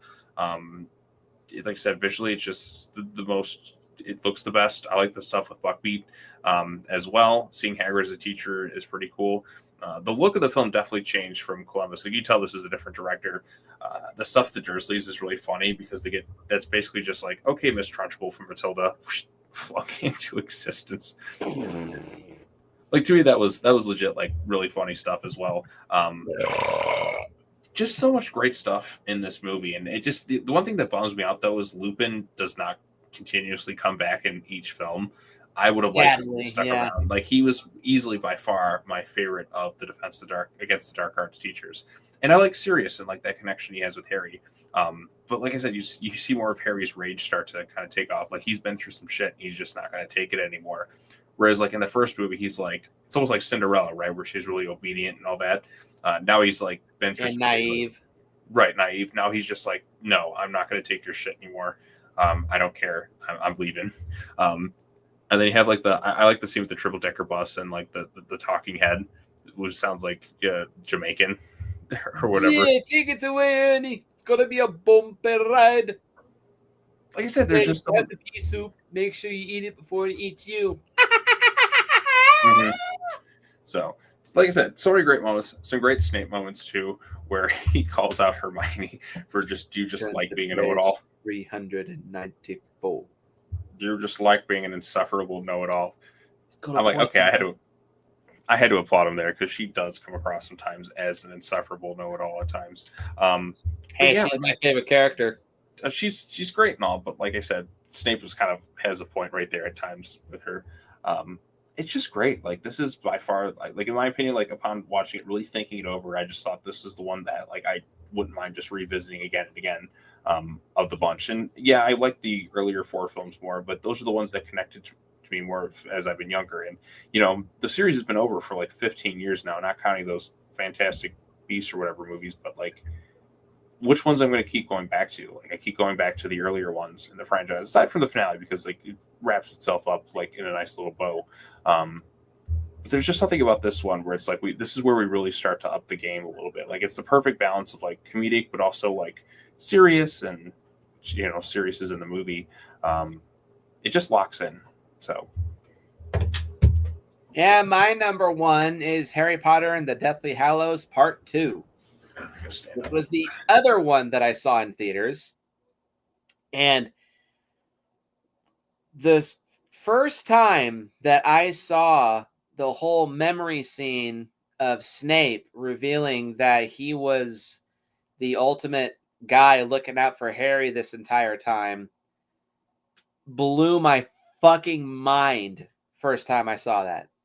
And every time, I've only seen Deathly Hallows like Part 2 4 or 5 times, but every time I do see it, it blows my mind every time again, because you're just like, damn, literally for the last 7 or 8 years, Snape has been secretly looking out for Harry this entire time, and he's been. Could you say it always blows your mind? Always.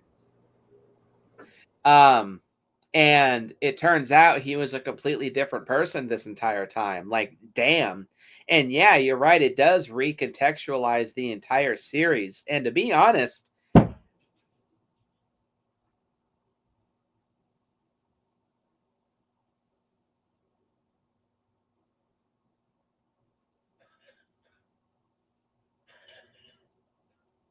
excuse me. I can't think of any other movie or TV show that has a twist that recontextualizes everything that came before it in this kind of way. And honestly, I don't think anything could ever top this twist of recontextualization, in my opinion. But aside from that, this movie is just epic as fuck. And yeah, it's a really good culmination of the entire series as a whole. And it is fitting that the series, it didn't begin at Hogwarts necessarily, but Hogwarts is like the main hub of the Harry Potter franchise.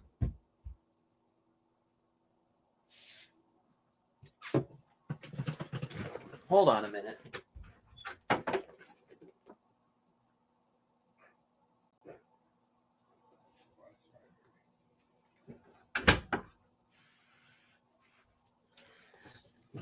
Excuse me.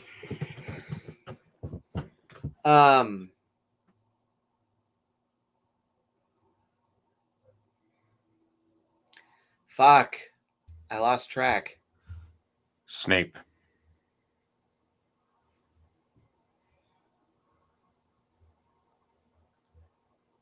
No, this is actually the shortest Harry Potter film of the entire series.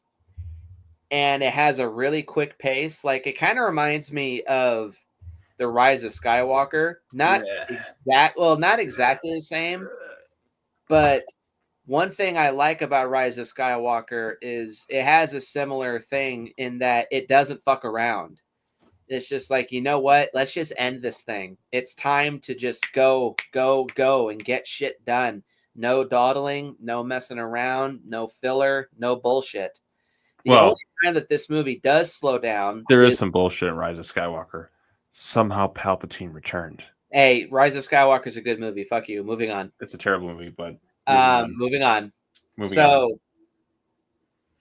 The only time that this movie does slow down is when we find out all that stuff about Snape, but it's fitting. And then after that, too, the movie just picks right back up. Then we find out, oh, yeah, inside the Golden Snitch was a resurrection stone. And then, of course, he has the cloak of invisibility. So Harry Potter literally does become the master of death by the end of this movie. Why he decides to destroy the Elder Wand is totally beyond me. Like, even in the books, well, no, in the books, it's done a little differently. He uses the Elder Wand to repair his old wand, and then I think he puts the Elder Wand just like away inside some kind of safe, which that's something I would have done myself, because technically all three of the Deathly Hallows are weapons of mass destruction, so I would just put them away. We never see the stone again, do we? No, because he used it on himself, I think. Does it just disappear after that, or I think so, yeah. I don't know. Yeah, this movie is also very action-packed. There's tons. This probably has the most action of any Harry Potter movie of the whole series. Yes, I would agree that the final fight between Harry and Voldemort is a little underwhelming, but I think that is helped by Voldemort's death. I think is quite satisfying. Like, he was just such an evil, spiteful piece of shit for a good chunk of this series. And then it looks like he has an extremely painful, messed up death. And then it's punctuated by that piece of music, Lily's theme. It's very satisfying to me. Like, wow, we see this piece of shit villain finally get his comeuppance. And that piece of music accentuates it so well. It's very satisfying and relieving. Like, fuck you, dude. Burn in hell. We also have two really funny moments when Molly Weasley kills Bellatrix Lestrange. That's very satisfying and entertaining. Not my daughter, you bitch. And also when Maggie Smith, as Professor McGonagall, she activates the Stone Guardians of Hogwarts and sends them off to fight Voldemort's army. And then she says, I've always wanted to do that spell. I love Maggie Smith as Professor McGonagall. May she rest in peace. Fun fact, I just want to say, I don't know if you knew this. Maggie Smith was fighting off pancreatic cancer for 10 years during the filming of all the Harry Potter movies. She was fighting off pancreatic cancer on and off. And she never told anybody about it until after all the Harry Potter movies were done. And then she went on to live for another 14 years. She's a tough cookie. Yeah, she was. Yeah, Deathly Hallows Part 2. It kicks ass. It blew my mind when I saw it in theaters, and it blows my mind every time I see it. Every other time, it's a very special movie. It's one of my favorite. It's one of my favorite movie theater experiences because I remember too when Snape was killed, and then we see the ending of the memory scene with Snape. I saw this movie in theaters with my dad and stepmom, and right as that ended, I looked over at my stepmom. She was bawling her fucking eyes out because of Snape. And yeah, I would agree. Alan Rickman definitely gives his best performance as Snape in this movie. Because he was the only actor who really knew the character, because he was the only one told. And Ray Fiennes also does give his best performance as Voldemort in this movie too. He's very hammy. He's really funny. Really hammy. He's very over the top. But I also do think that, when animals are hurt or Draco. When animals are hurt, threatened, or near death, they become much more aggressive. Voldemort, I think, is a similar way. He's very much like a snake. Snakes are infamous for doing that too. When snakes are hurt, they become that much more aggressive and nasty. And as Voldemort nears the end of his life, and as his strength just keeps getting weaker and weaker and weaker, he just gets more nasty, much more aggressive, and much more vicious as the movie goes on. Like, he literally just kills one of his followers just because he keeps stuttering and questioning his authority. Yeah, Voldemort is really nasty and dangerous and scary almost in this movie. And yeah, Ray Fiennes does a great job as Voldemort. This is just a great movie. And it also is significant for me because this was the last movie that I saw in theaters for a whopping 20 whole months. I did not see another movie in theaters after this until Godzilla 2014. Oh, yeah, you didn't see Avengers or anything? 2012 was a big year, too, afterwards. Nope, nothing. Wow. Yeah. So, alrighty, that's our ranking for the Harry Potter series. This was fun. Yeah, and we got it just about 2 hours, too, which is perfect because I'm going to have to get to bed right after this. Sean, anything to plug? Yeah, it's been kind of a busy week. I haven't even gotten a chance to read or do any of my comic book reviews. And I haven't even had time to really this. April's been a very busy month for me, to be honest. I know because you've been trying to get me to get on the stream for a little bit, but after the stuff that happened this week, I feel like now I'm going to start to kind of get a little bit more free time once more. So a lot of the Easter and other crazy stuff is hopefully behind. I'm going to get back to focusing on writing this next animated DC review.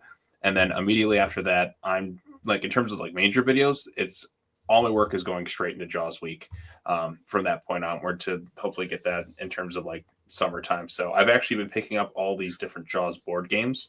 I have one more that's on the way, and then I should have literally every single one that's existed. So I even bought the cool NECA one that's like a 50th anniversary one, which is kind of like the old 70s one, kind of remodeled and all that. It looks really cool. I do have it over here.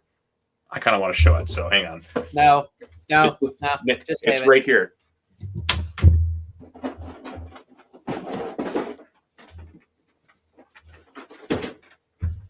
I'm not taking it out of the box. I'm just showing the box. So you can see it. Oh, yeah, I've seen that. That looks cool. Yeah. I just want to see it. So, but yeah, so once I get this next anime DC thing, I'm going to just work on Jaws week, which is going to be a really long project. Hopefully, I'll just spend all of me working on it.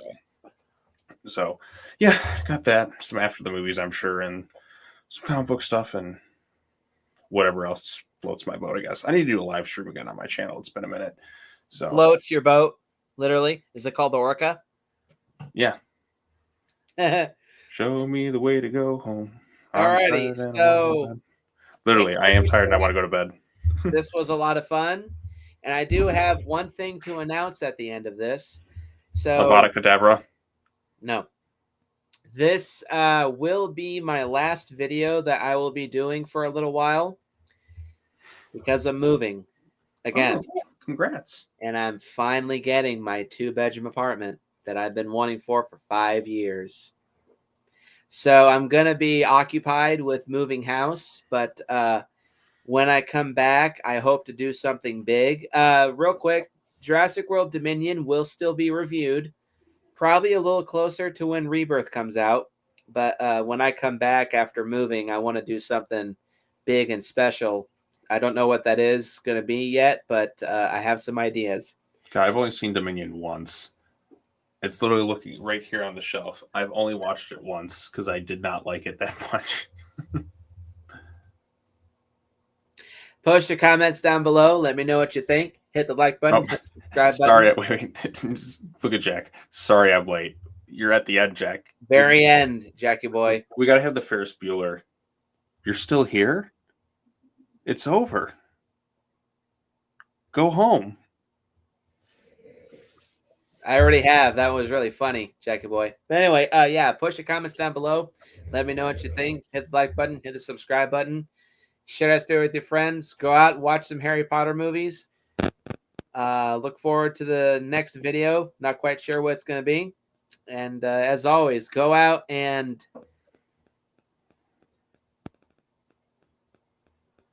I don't have nothing. Go out and masturbate. Okay, Shinji.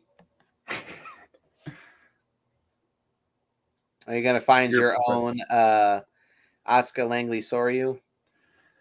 I'm not going to a hospital to do that. I hope not, because that's public indecency. So right. I'd rather find a Misato, to be honest. Okay. And I will see you guys in the next video.